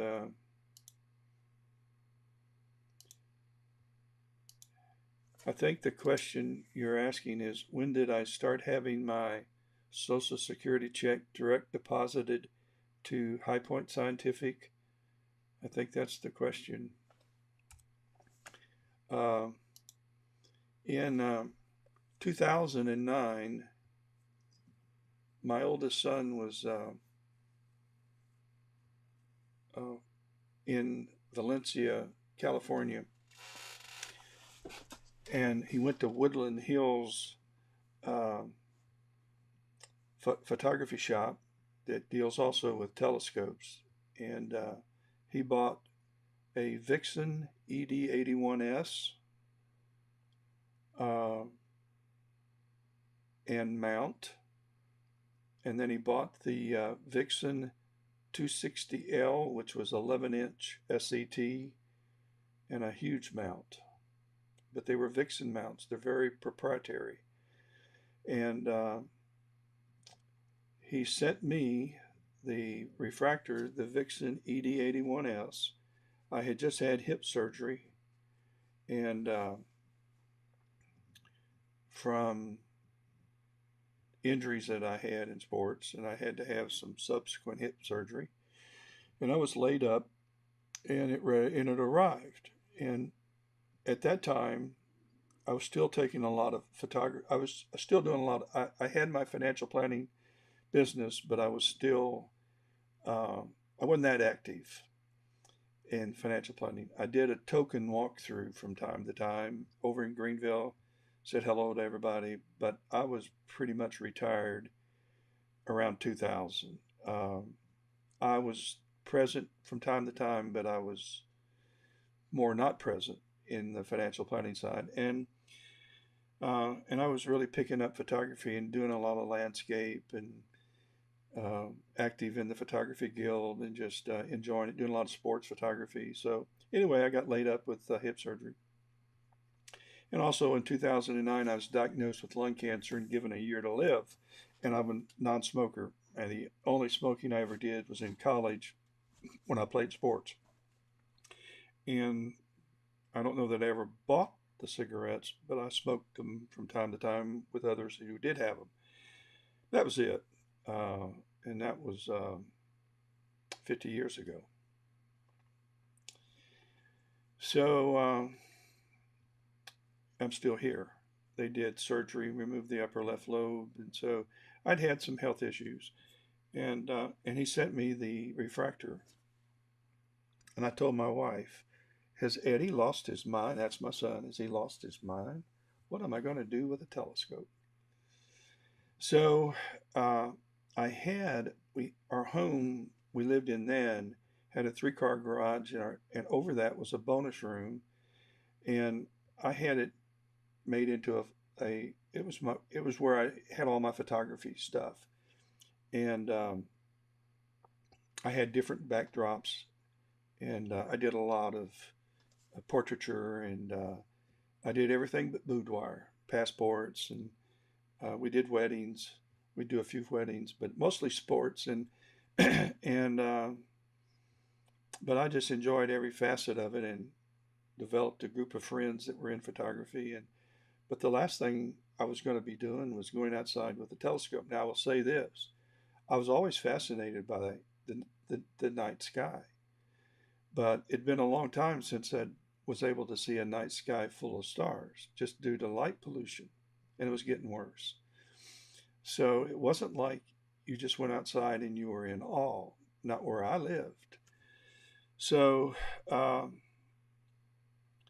while I was laid up with the health issues, um, I went and got the book that came with the refractor and mount primarily, and I was reading how it worked, and it's complicated.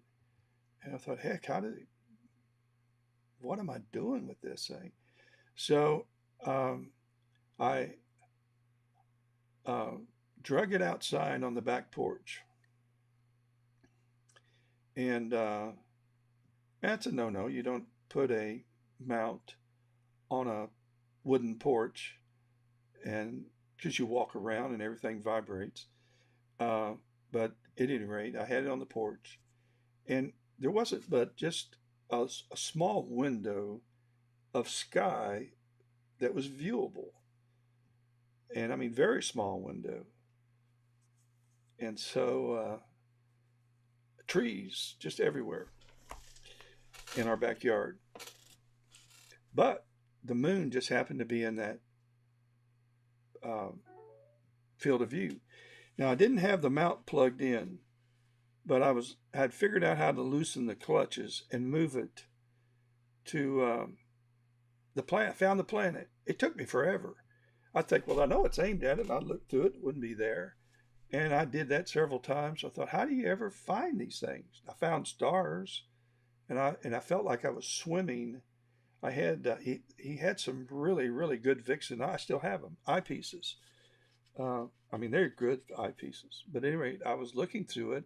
I was seeing stars, but it took me a long time to figure out how to get the moon. It had a guide scope, but I didn't know what that was. Uh, I had no idea what the little telescope was for. So, but I found the moon, and I like to wet myself. And I went in and got Mimi, my wife. I said, "You're not going to believe this. This thing is awesome. I got to figure out how to hook my cameras up to this." And she came outside and she looked through. She said, "Just looks black to me." And I said, No. You got to kind of work your eye into it. It's not easy. You see light there, don't you? I don't see anything. I said, "Sure you do." Well, I looked through and I didn't see anything. And I thought, well, I did see it. It was here. Let me see if I can't find it. And that's when I realized stuff moves. Oh, so you see, I didn't really even know which end of the telescope to look out of when I started. And as a kid, I got one of those Montgomery Ward telescopes or Sears, and I looked through it, so disappointed because whatever I did see, I ended up looking at houses and trees during the daytime because at night you just couldn't find anything. And I thought I was so hopeful to see the planets and the moon, and I don't. It was just the optics were so poor that, and unfortunately, too many people have their first telescope experience with a box, one of those big box store telescopes that aren't really that good. So, And that's unfortunate because the first experience ought to be one where your jaw drops. And so that's how I got started. And I thought, well, now, how do I put a camera? I wonder if I could put a camera on here. I wonder if I could figure that out. And I was a Nikon, I still am a Nikon camera user, DSLRs. I've got so many Nikon lenses, all my glasses Nikon, so I would never change. Although I'm not changing, but I had a lot of Nikons that I could use for this. And I say a lot, I had several smaller bodies like the D800, D800E. So I saw a video. There weren't many on YouTube on astronomy at that time, but I saw a video on a guy, Forrest Tanaka was his name, and he had one of those orange Celestron SETs, and he had a DSLR. I think it was a Canon camera on it, and then he did that with a planetary, an ASI 120 planetary camera. I think it was what he had. Look up Forrest, Forest, Tanaka, Tanaka. He's a Oriental, brilliant guy, you can tell, but he was good. He was a good teacher, and I figured out how to order what I needed to connect the camera, and the rest is history. I have no money, but I've got a lot of stuff I should have never bought. Oh Lord. I don't eBay and I don't Craigslist. I don't do that. I don't. And nobody other than a couple of my grands love it, but I don't know who's gonna. I guess they'll just. I don't know what they'll do with it when I check out. But I plan on staying around a while. So that's how I started down the rabbit hole.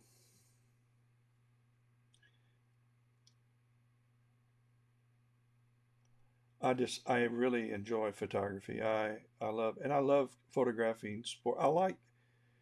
I enjoy photographing high school. I got into doing some college and some NFL photography because I thought what a neat thing that would be able to do. But it's work, and you're working for somebody who expects good pictures, so you don't enjoy it as much as you're working. And it's not like you get a great view and can enjoy the game. You're just working, and so and you get there early. You got to get credentialed. You stay there late. You get out. You get home. You got to process the pictures and send them to either the paper or whoever you're working for. So and mostly the Spartanburg Herald Journal. And but it was a good experience. But I like working with the high school age. They play it because they want to. They love the game, and I like to promote them and take good pictures of them, good action pictures. I enjoy doing that.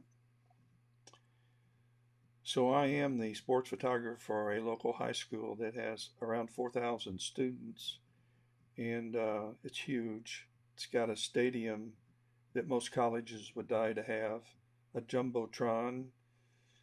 Uh, when it's at capacity, it's going to seat about 18,000 people.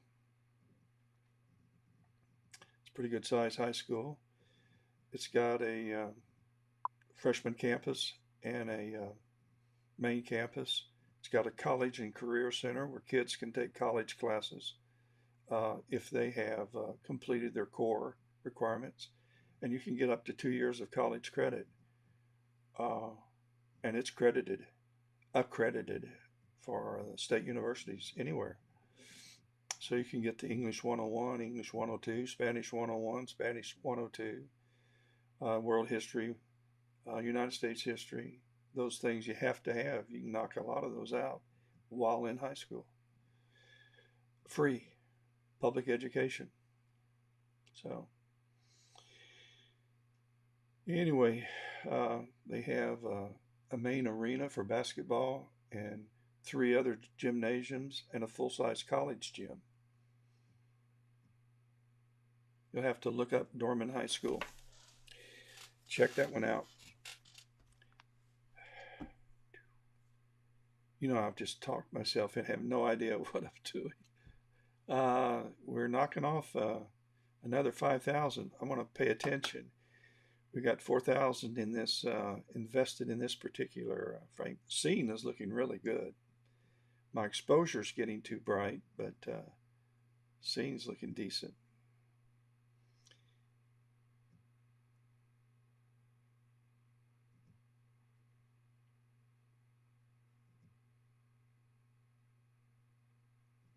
So I missed it. I wonder how many it said I have left. It doesn't matter. I'm going to do it again. I was just curious. Thank you, Richard. I was also last night. Somehow or another, I got on to my high school, my job in high school during the summer. I worked as a bellboy for Holiday Inns, and the Williams family, Francis Williams, they owned. Let's see, they had about 6 Holiday Inns they owned at that time in Orlando, Winter Park, and the one I worked at was on the South Orange Blossom Trail. And at that time, that was really a nice part of town. Not too far from Martin, Marietta, and we had a lot of mostly men that would come in, businessmen that stayed there, and when they worked at Martin, and we had McCoy Air Force Base, and a lot of the military came in.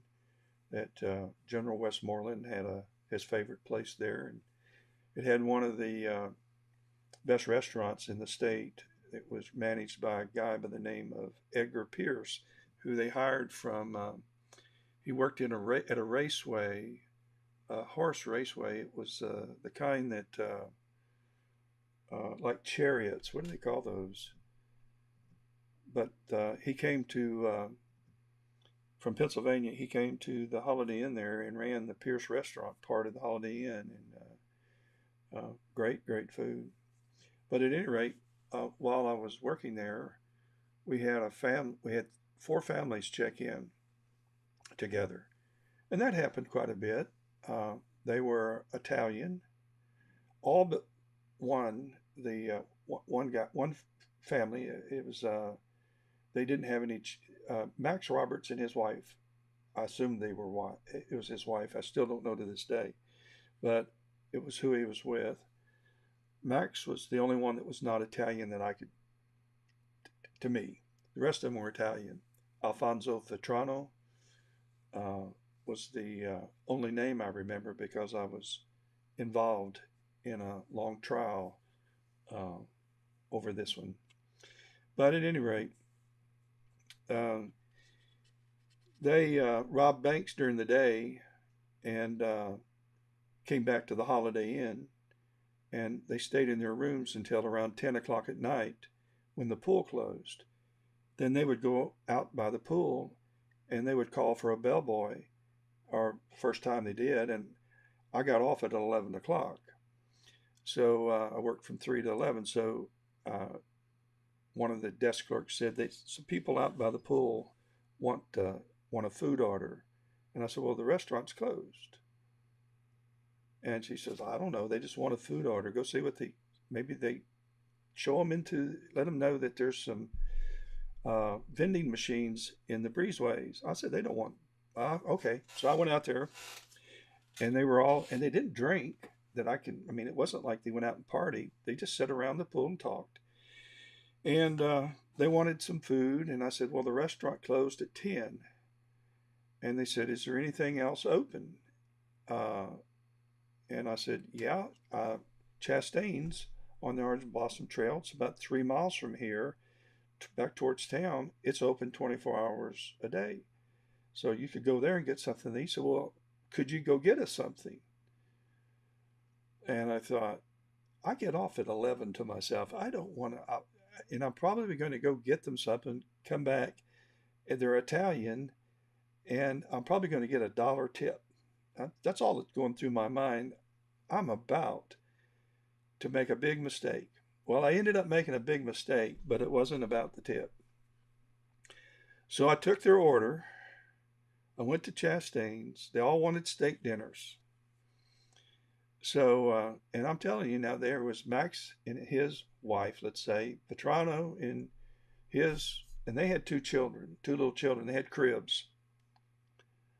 And I don't remember that well the other 4, the other 2 couples. Petrano was the only one that had children. And, and the other 2 couples weren't there all the time. Roberts and Vetrano were always in their rooms during the day or during the night.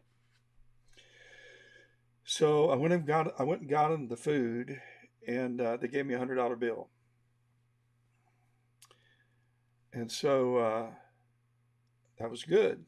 So I was excited. And is there anything else you guys need? And I put ice in the room and all kinds of things. So over the next 6 weeks, almost through the summer, they pulled bank robbery after bank robbery and would come back to the Holiday Inn.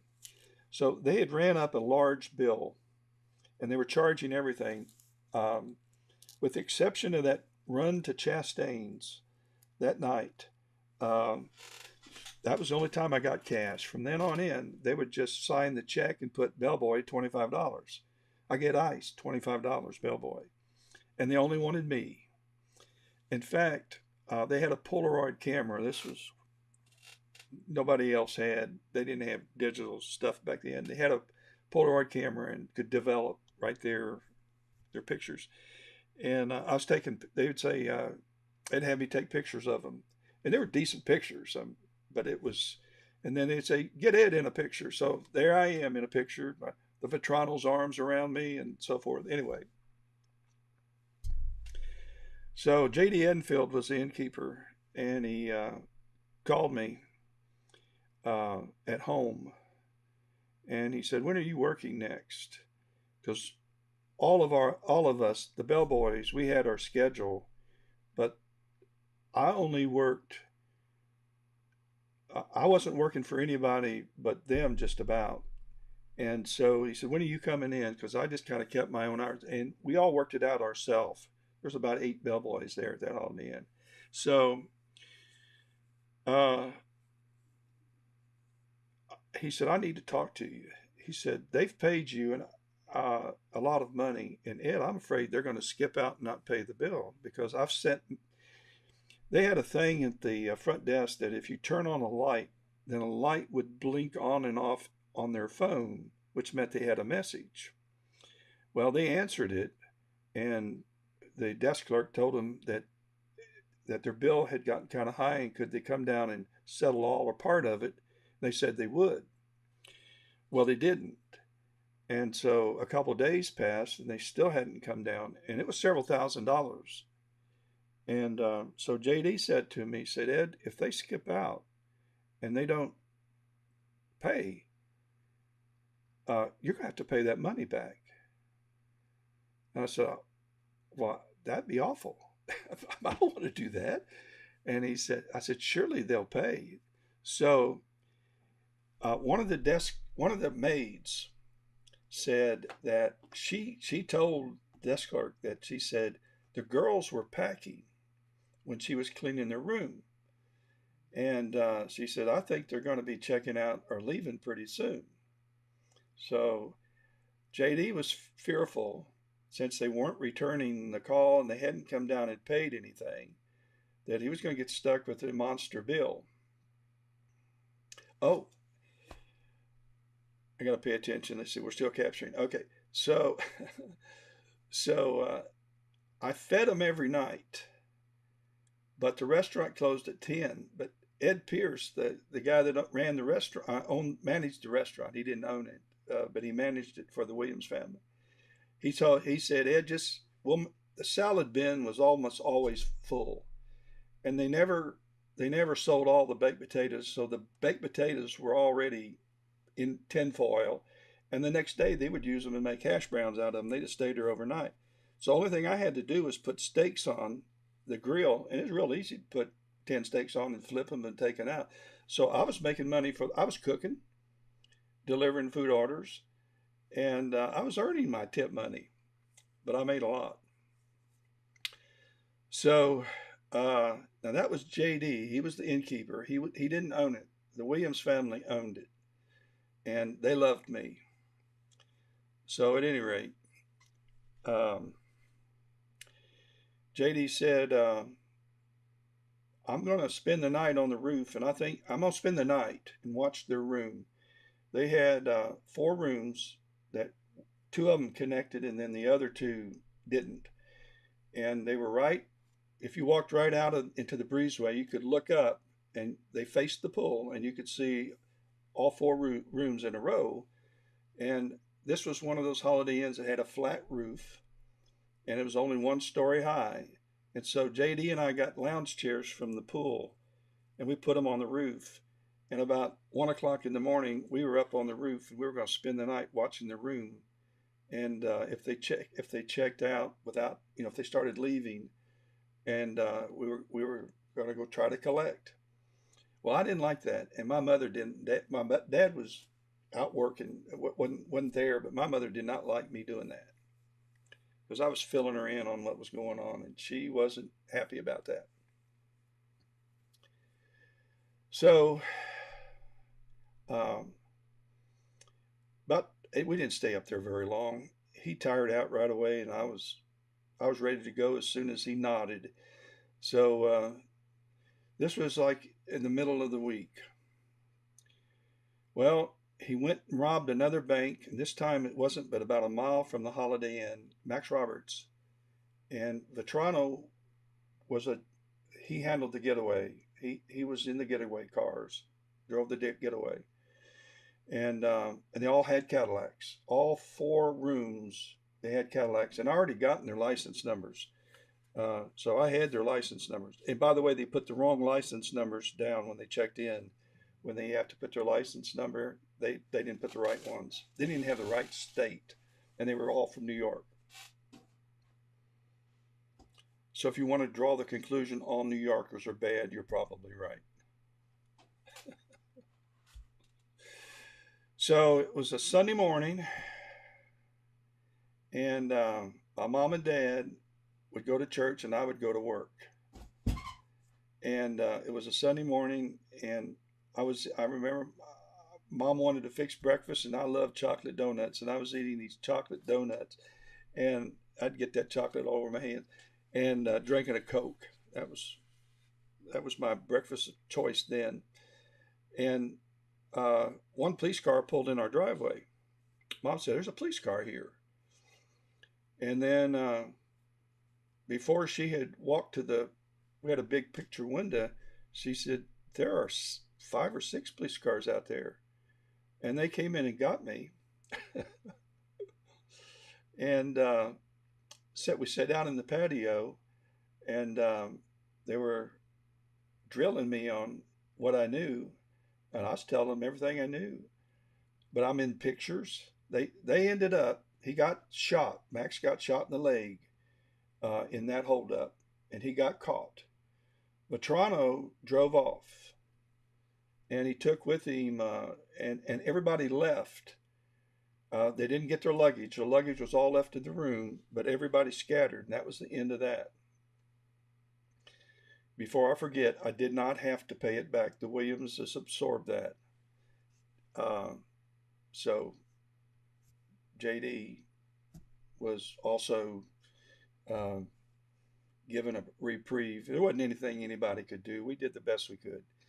So let's see. All right, so Max is caught, and he confessed, and so I wasn't needed at all. There was really a trial. he confessed to the bank robbery and said he was by himself. Well, I said he wasn't by himself. That I know. I mean, I know the other people. I could recognize them all and really well. I said that's just not. Now I don't know if they were bank robbers, but they weren't by him. He was not by himself. And and Max said he was a hairdresser. Alfonso Petrano. Al Vetrano was a hairdresser from New York. I don't remember what Max said he was on his registration thing. But I remember noting that the hair on the girls was hideous. I thought if he's a hairdresser, he needs to work on them. These thoughts just entered my mind at that time. Anyway, so boy, was that news in my neighborhood. And my friends, I'd go home and tell them stories about what happened at Holiday Inn. They all thought I was just a bold-faced liar. None of them believed me. I got to where I wouldn't tell them anything. But because they never, I mean, it was hard to believe some of the things that happened as a bellboy. I'm going to come back to this, but this just entered my mind. The very first call I had to go to a room, a woman was stuck in the bathtub. Stuck. She couldn't get out. Her husband calls. My wife's stuck in a bathtub. And here I go in, and this woman that must weigh 400 pounds is in a bathtub, and kind of a suction thing formed, and he's got a towel over her, and she can't get out. We had to call the fire department. That's my first call, and I didn't get a tip.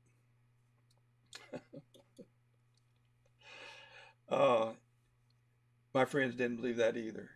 So anyway, a year later, during the summer, I'm back at Holiday Inn working during the summer. And I'm running the switchboard. And a phone call came in, and it was a lady that said, do you keep, we checked out last year, and we left some of our luggage there.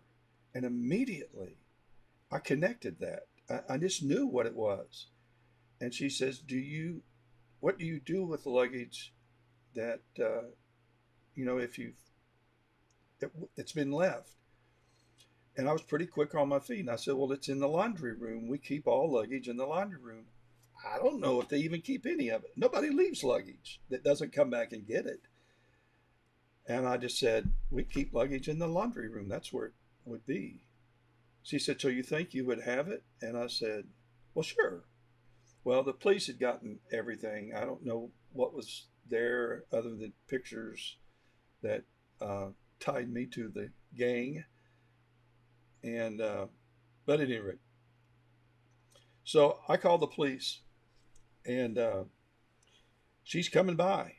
She's going to come and see if any of that luggage is hers. So I called the police, and this was crazy. I called Orange County Sheriff, and they said, well, we can't come because you're about 50 feet out of Orange County. You need to call Winter Garden Sheriff Department. Now, Winter Park Garden is 15 miles away. Orlando is 3. But somehow or another, we're in the Winter Garden Sheriff Department. So I call Winter Garden. They don't know anything about it. I said, it was you remember the gentleman bandit? No, da. And this is the lady, I know it is. She's coming by to get her luggage. And that's the Vetrano guy that was the backup. He was the driver. He's the guy that Max said. He said he did it all himself, but he didn't. This is the guy. So they said, well, when she gets there, call us. And I said, you're not going to send somebody down here to stay until she comes? What if she doesn't stay? What am I supposed to do? I mean, I have no luggage down here to show her. And so Alice Youngbar was the head desk clerk. And she says, I'm not going to stay. I'm going home. She said, I don't want to be here. There could be a gunfight, couldn't there? I don't know. I guess there could be. She said, well, I'm not going to work. So Francis Williams, Francis is a man. His son, David, uh, was now in the Holiday Inn business.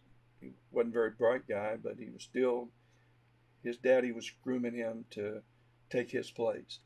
And he was working in the Winter Park Holiday Inn. He was managing that. And JD, for some reason, he was just not there during that time. I don't remember where JD went. Maybe at another, I don't remember. But they got David there, and David was running. David was working the switchboard. I said, David, I've got people I've got to go take care of because I had to work. And I said, if she comes, she's got these crazy hairdos. You'll recognize her unless she's changed things. But I said, they're kind of pretty, crazy hairdos. But if she comes or if somebody comes asking for that luggage, page me and just say, bellboy to the front desk, we need you in a hurry.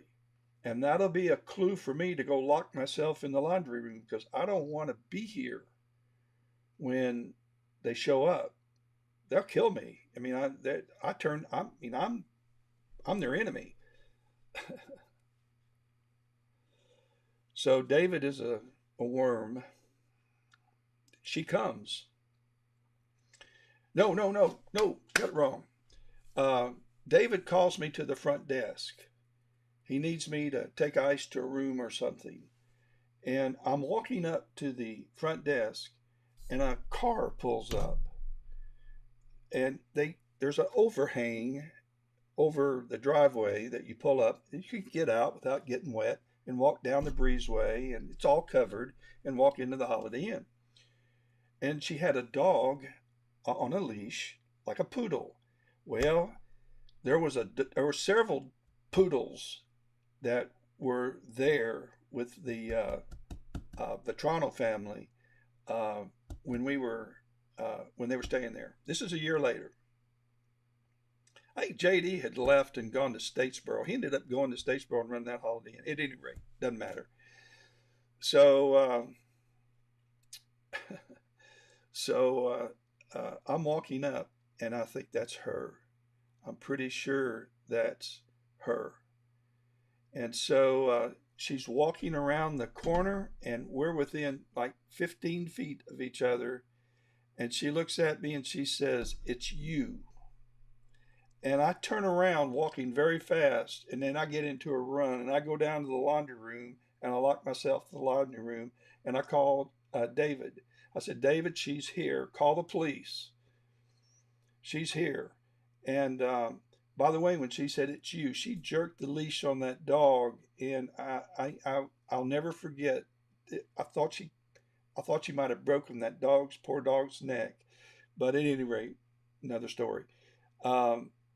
So I'm down in the laundry room, locked up, and I can hear the pages down there, easy, because that's how they communicate with the head housekeeper. And about 30 minutes passes, and David pages me, Ed, we need you at the front desk. So I thought, whew, police have gotten there. So I walk up the front desk, and she's there, nobody else is there, and it's David. That nutcase called me up there, and she said, you were the bellboy that was here when we stayed here a year ago. And I said, yeah, how you doing? And she said, do you know where our luggage is? And I said, no. She said, well, I talked to a man on the phone that said that the luggage would be in the laundry room. David said, take her back there and let her see if there's any luggage back there. Well, I knew there wasn't any luggage. All there was towels and sheets and soap. It was about that time that the police came, and they took her off. So several months pass. I'm back in college. I think I'm a junior. And Mama calls me, and she says, you've got a subpoena. You're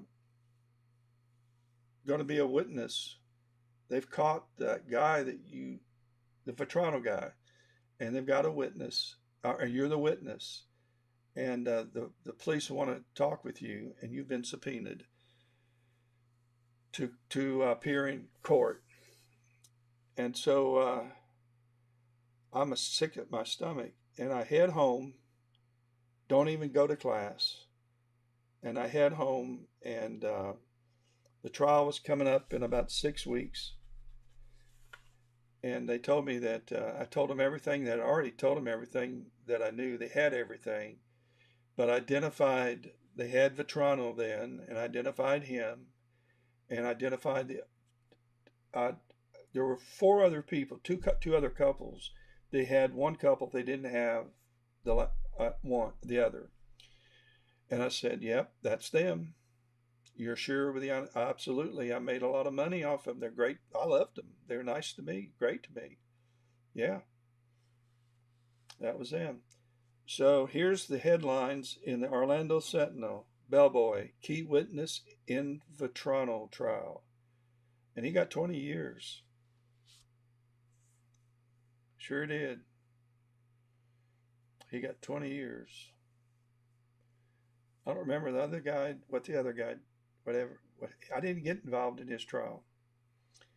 But Vetrano I did. I don't know why I didn't the other guy. That was the only, but that was, my mom would say, I had a little Triumph TR3, a little roadster sports car type thing. And I always, during the summer, I didn't have air conditioning. I had the top down, try to keep cool. Said, you drive that top up, wear a hat, disguise yourself. It wasn't like you couldn't recognize a car. It had 3 stripes right down the middle that was white with 3 black racing stripes right down the center of it. Oh, Lord. But I had several different, yeah, we stopped. We got to start again. All right. If you guys are hanging around listening to that, you're hard luck for our story. Let's see. We want capture. My mouse isn't working. Start. Let's do this again. I'm going to go to midnight.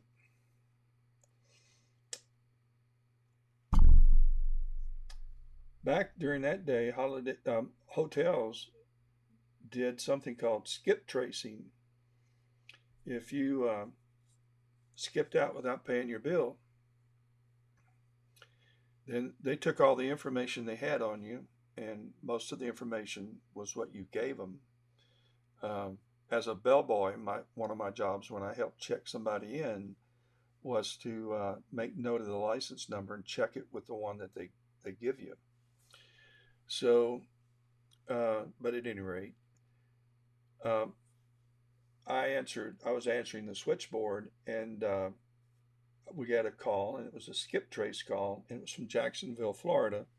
I don't know if it was a Holiday Inn or not, but it was part of our skip trace. And they called me and they said that they had a guest that checked out with paying his bill, and it was a sizable bill, and he's driving a station wagon. It was a Cadillac station wagon, and I'd never seen one of those. I didn't even know they made them. And he said, and it has the name of a New Orleans restaurant on the side, real easy to identify, and that he had killed the guy now they knew he killed somebody in New Orleans, forget who it was, and so they called. When somebody would skip out, one of the clerks would have to call 10 different other hotels. And as soon as they got the skip trace, they would call 10 different hotels. And we had we had certain ones that we would call. And that spreads pretty quickly. So the Jacksonville Inn, whatever it was, called us, then we had to call 10 and give that information. So at any rate, it was later that night. And I checked this guy in, and I'm standing by his room, and lo and behold, he pulls up in a Cadillac station wagon with the name of this restaurant on the side of his station wagon. and I like to wet myself. But I did pretty good. I checked him in, and JD was working then too.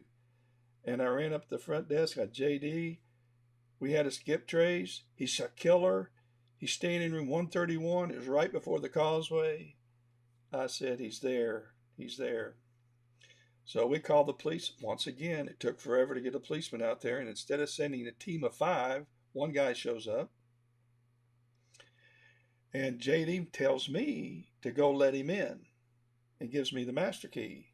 So I walk down with the policeman, who's parked out front with the light on, or parked in front of his room with the light on, blocked in the station wagon. And he knocks on the door, and I'm standing off to the side. And you see the curtain pull back. And the guy was looking to see who it was. And here's this police car with the light going off. And I'm thinking, this couldn't go worse. And so he knocks again. He said, do you have the key? And I said, yes. And so the policeman unlocked the key. And he pushed the door open. And I could see where, when the door opened, that little crack, that's where he was standing. I said, he's behind the door. He's behind the door. So JD, I called JD and I said, on the house, on his phone, when the policeman had him cuffed laying on the bed, I said, JD, he's here. Come down here. He's handcuffed. He's on the bed. They got him. I was so proud. And he said, well, make sure you get $8.24. Back then, I guess tax was 3%, and the room was $8. And he said, make sure you get $8.24 because you'll have to pay it if you don't, because he's messed up that room, and we can't rent it because we can't get a housekeeper there or maid there. So I was asking him for $8.24 if he could pay for his room before they hauled him off for jail. Oh, wow. Like the Keystone Cops. All right, well, you've heard a bunch. We might as well go see how oxygen is doing because we should be there. Guiding's down into the 50s. That's a good thing because I haven't been paying attention. Oh, there isn't any. Let's see how much we got. I was fearful there wouldn't be a lot there. So we're only taking our first one. And look at our gain. It's pitiful. I mean our mean. It ain't good at all. 3704. It's a wash. I ought to stop this and not even get any more of this signal. There's very little. There's some there.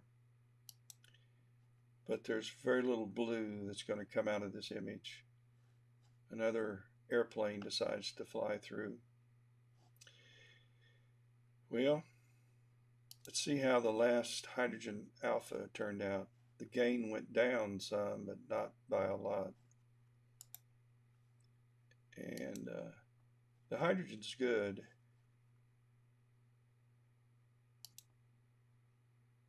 But this is not. There should be some sulfur there. I'll go ahead and let it run.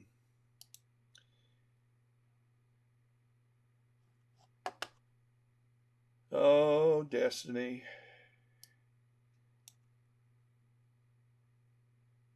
It was quite a time to grow up.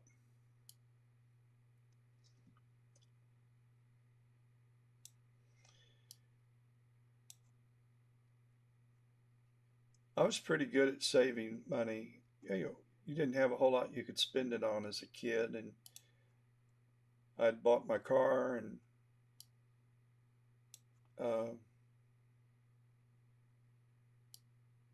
so it was, I needed it for college, but my parents did a yeoman's job of helping me through college, and so as they did my sister. So I don't know where that money went, but it I don't have it. But I did pretty good as they called me in. Oh, got to tell you this too. When I graduated from Florida State, I was supposed to go to Vietnam, and all of my roommates, everybody I grew up with, without exception, everybody without exception, but me, was either in Nam or on their way or had come home from Nam. Um, and I had a very uh, low draft number, and my grades in college were, surprisingly enough, were very good. So I had good grades in college, and so I continued to have a student deferment. But I knew I was going to go into the military. Uh, that was that was going to happen. So uh, I decided I was going to apply for flight to be a pilot. I thought, if you're going to go, see if you can't become a fighter pilot. That sounded cool.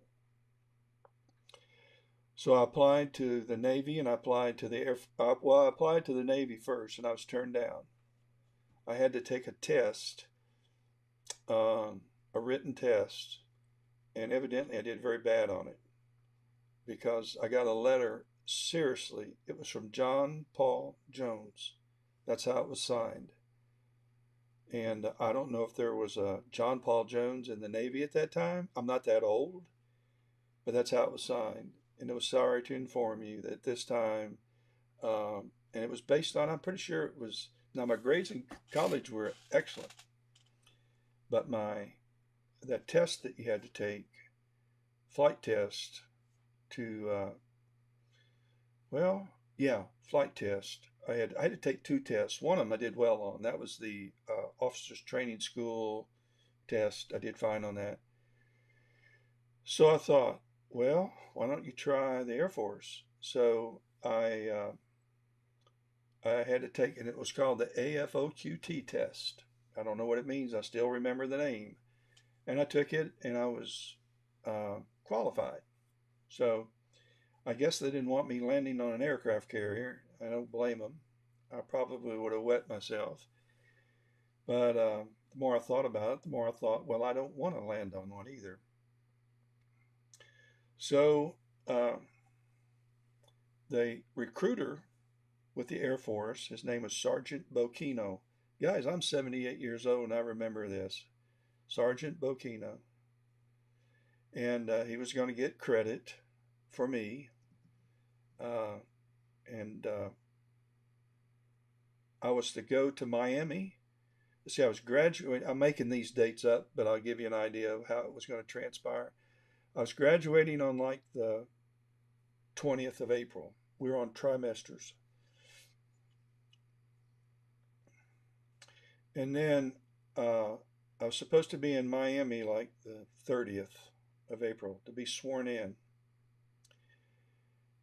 And somewhere along the line, I had to go to Jacksonville, Florida for a physical. I don't remember quite how that fit in, but I did that. And I had I got injured in playing sports. And part of it, and I had an enlarged heart,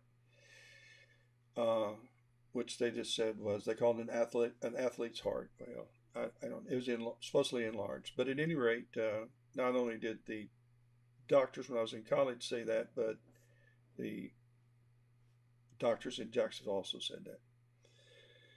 So I would be okay to go in the Army, and I would be okay to be a navigator, but I could not fly a single seat aircraft with my condition.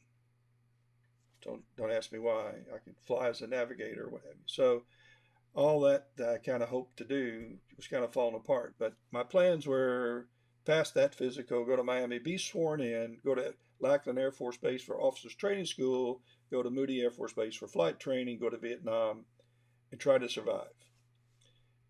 And come home, have a family, and live the American dream. That was the plan. So my girlfriend at the time I was at Florida State, she had gotten a job in, she was going to be working at Sunland Training Center. It was a home for children with special needs in Tampa, Florida area. And she was in her final interview and her car broke down, and I took her to the interview. And while I was running around the placement office there and she was being interviewed, I saw where they needed a physics teacher at Bishop Moore High School. And the name of the principal was Sister Mary Martha. I love that lady. Well, she's passed, but I love that lady. I wrote her phone number down. Why I did that to this day, I do not know. And when I got back to my apartment, I called her. And again, what possessed me? And so I had no education background. I had a degree in economics and statistics, dual major. And so I called her and I said, I saw where you needed a physics teacher. And she said, well, Mr. Overstreet, let me interrupt you. We no longer need a physics teacher. Our Father Benisevich was our physics teacher, and he put our closed circuit TV system in. And Jacksonville, Bishop Kinney wanted him, the diocese wanted him to go to Jacksonville and do the same thing. They were going to take him away in the, right before the end of the school year. So we needed one, but let me tell you what I do need. I need an economics teacher, because our economics teacher is with child and she's having some issues and she's missing a lot of class. And we just told her that she just needs to stay home. And I said, well, sister, let me start from the beginning. One, my name is right. I am Ed Overstreet. That's truthful. But I only have one physics course behind me, and that's an astronomy course. And that's a fact. I took one, and that came under physics. I don't have a degree in physics, but I do have a degree in economics, and I'm not Catholic. I'm a Southern Baptist, and my mama says I'm a bad one. So there it is. Are you interested? She said, well, when could you be here? And I said, when do you want me? She said, we needed you last week. So I called my mom and dad, and I said, guys, don't come to graduation. I'm going home. I'm coming home, and I've got a job. She said, what about the military? And I said, well, I know this. I can get a 180-day delayed enlistment. So I haven't called Sergeant Bocchino yet, but I'm about to. But I don't want to go. I don't want to go from school to school. I'm sick of school. And so I'm going to get a job, and I'll go in next fall. So I was at the rectory. No, I went to the convent next morning. She said, be at the convent and I'll give you your economics book. And so I went to the convent. I drove home that was a 4-hour drive from Tallahassee to Orlando. No interstates, just back roads.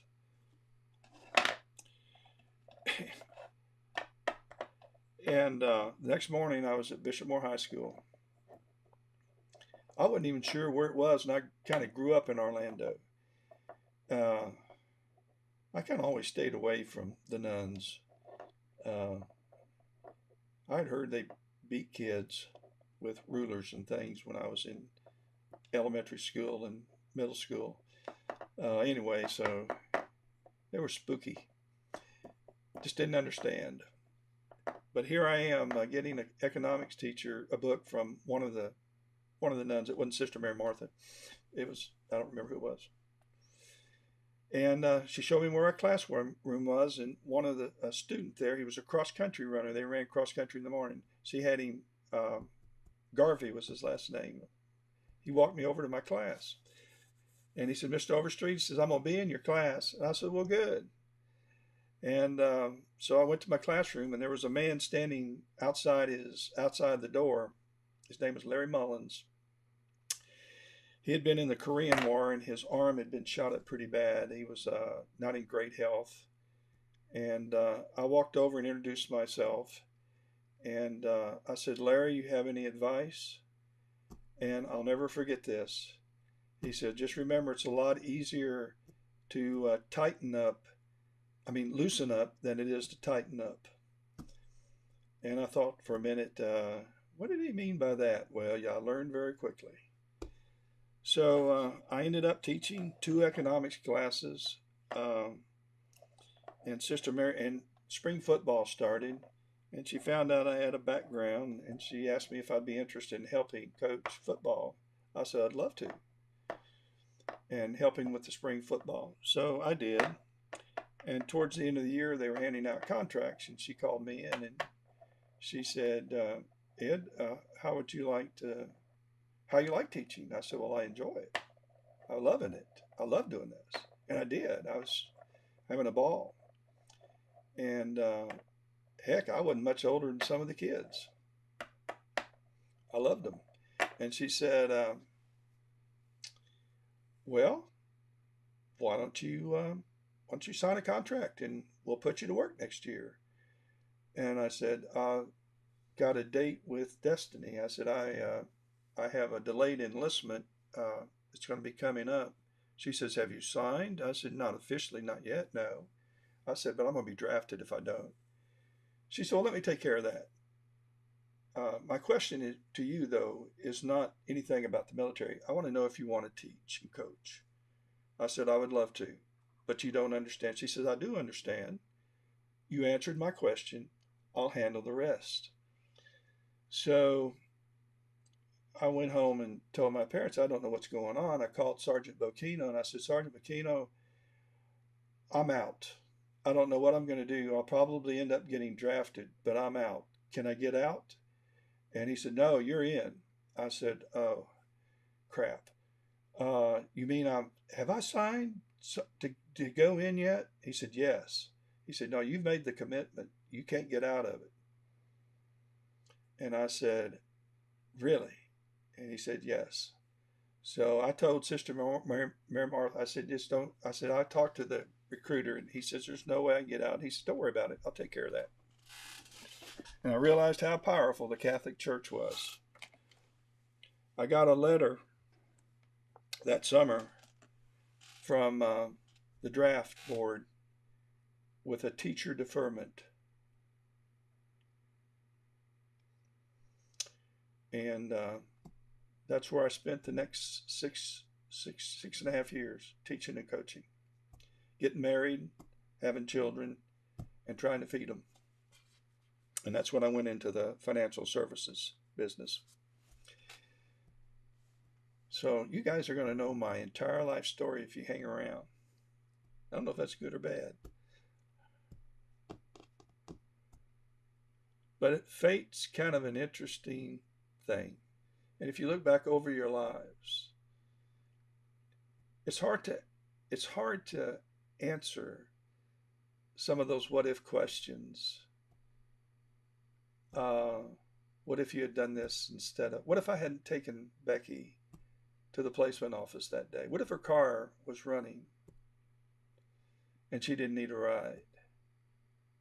And I'd gone on and signed up with Sergeant Bocchino and done my time. I would have not met my wife. I would not have these 3 children and my grandchildren. What if? It's almost as puzzling as that planet hanging in the sky. And it's not there by accident. It just didn't happen. So, all right, guys. We're capturing right along. The scene has gotten very good, by the way. So let me shut up and let's look at Jupiter.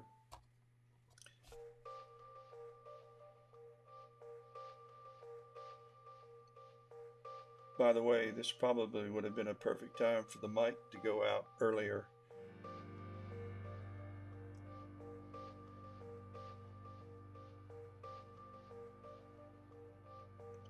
If you think I've exhausted my stories, not a chance. Not a Chinaman's chance. I could write a book on the Holiday Inn.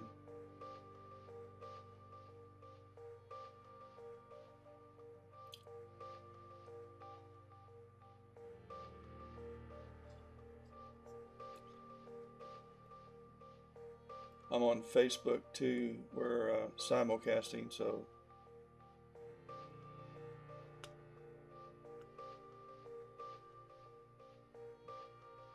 my daughter's watched. She knows all these stories. She's a teacher at Dawkins Middle School.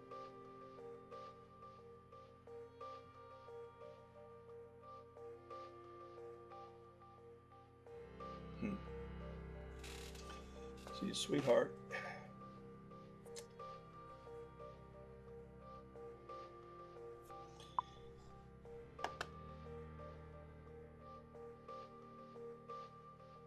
Shoe size.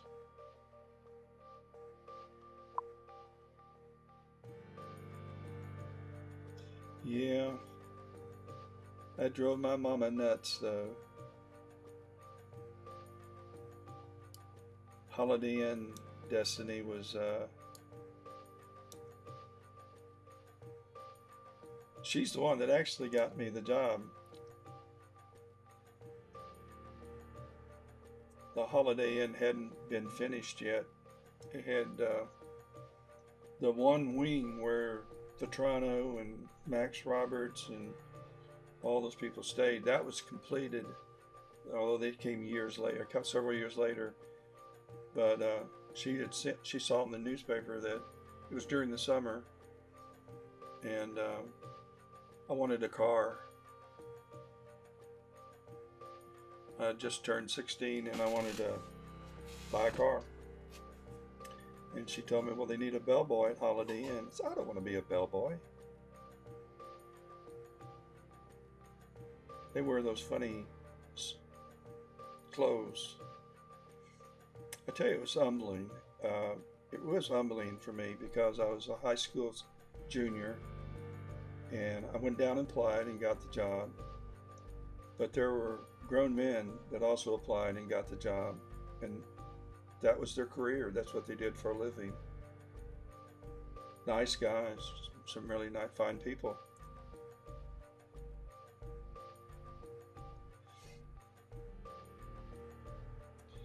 Jimmy Godwin, he was a retired colonel in the Air Force, came and stayed at the Holiday Inn, and at that time, Jimmy was on record for being having the highest jump from an airplane. It's like 101,000 feet. He jumped out of an airplane and did a free fall for I don't know how many minutes, and then opened his chute. I was so intrigued by that I got into it, and I came home with a jumpsuit, a T10 parachute, jump shoes, and I got all into that. Drove my mama crazy.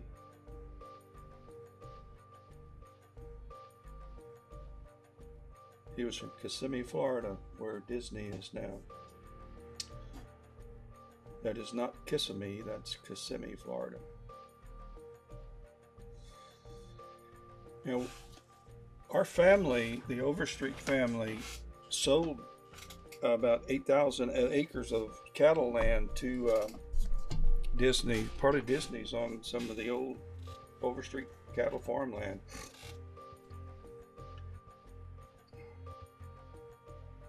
They raised Brahma bulls, and anytime I'd go into a store in Orlando to buy something, and and when they found out, I don't know how they found out, I don't think we had credit cards, they found out we were overstreets. We were poor. Let me make this. What we weren't the overstreets were with money. That was connected family, but that wasn't us. We were the po folks. But they would roll out the red carpet for us. Now I don't really remember that. My mama would tell us that when they find out we're in Overstreet, they bend over backwards trying to help you. That was when Orlando was small. Kind of a quiet little town called the City Beautiful. And Winter Park was another town with a 2-lane road connecting them that was about 4, 5 miles, 6 miles, 8 miles, 10 miles long. It's about how far it was from Winter Park to Orlando. Now it's just one great big old slab of concrete.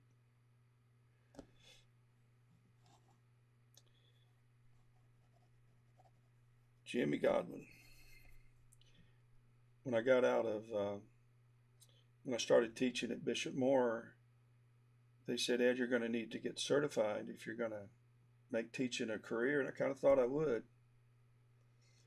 So I had a choice of taking undergraduate courses. We had a nearby college, Rollins College, taking undergraduate courses in education and getting certified, or getting a master's degree, and you automatically got certified. So I went and got my master's at Rollins College in secondary education, and that's as useless as tits on a male hog, a secondary degree education. But it satisfied accreditation for the school. And they made it very easy for us to attend night classes. And one of the projects that we worked on is we wrote the curriculum for Epcot. Epcot was going to have and does have its own school system. And people that work at Epcot are from all over the world. And their kids go to Epcot schools. And I don't think they ever used our curriculum, but we wrote it. It was supposed to be futuristic, think outside the box type stuff.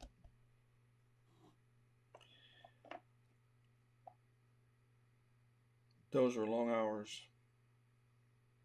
Be at school at 7 in the morning.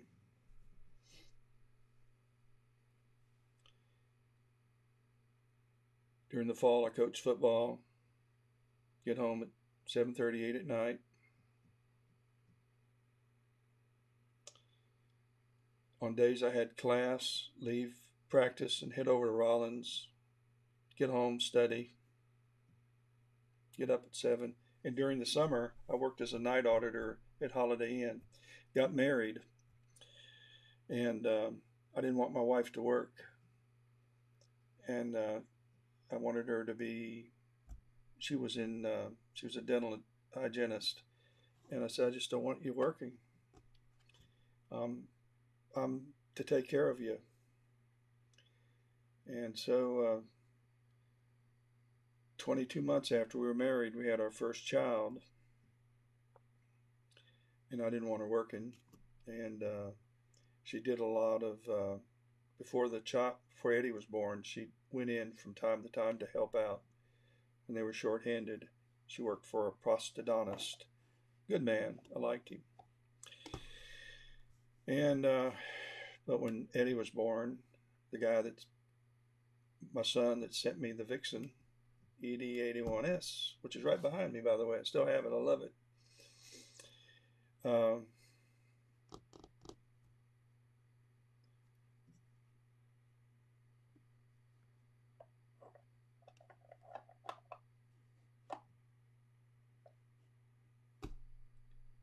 I couldn't hardly make ends meet back then, so I would, there for a while, I would go to work, go to school, Rollins, go to football practice, and I helped with basketball. I did everything I could to get extra supplement money. And then the public school system paid more than the Catholic school system. So I made, I think, even considerably less. My first salary was $4,950 a year, and that was in 1967, 68, 1968, first full year. So I would go to the Holiday Inn and work all night as the night auditor. And about 2 o'clock in the morning, I'd have everything done. What's happened to Jupiter? Yeah, okay. By 2 o'clock in the morning, I'd have the night audit done. I'd go get a lounge chair, bring it inside, and I would sleep until, and I worked from 11 to 7, and I would sleep until I had to make my first wake-up call. Now it's all automatic, but back then I'd have to call room 101. Good morning, it's 6:45. And I did that almost for a year. That slowed down having children.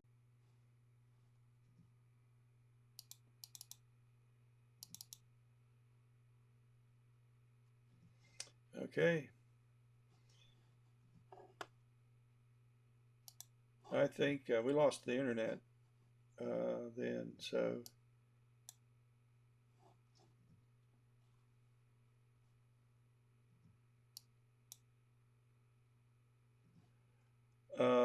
I am still capturing. I'm going to stay with this one and then stop, but we're going to finish this broadcast because I'm having internet problems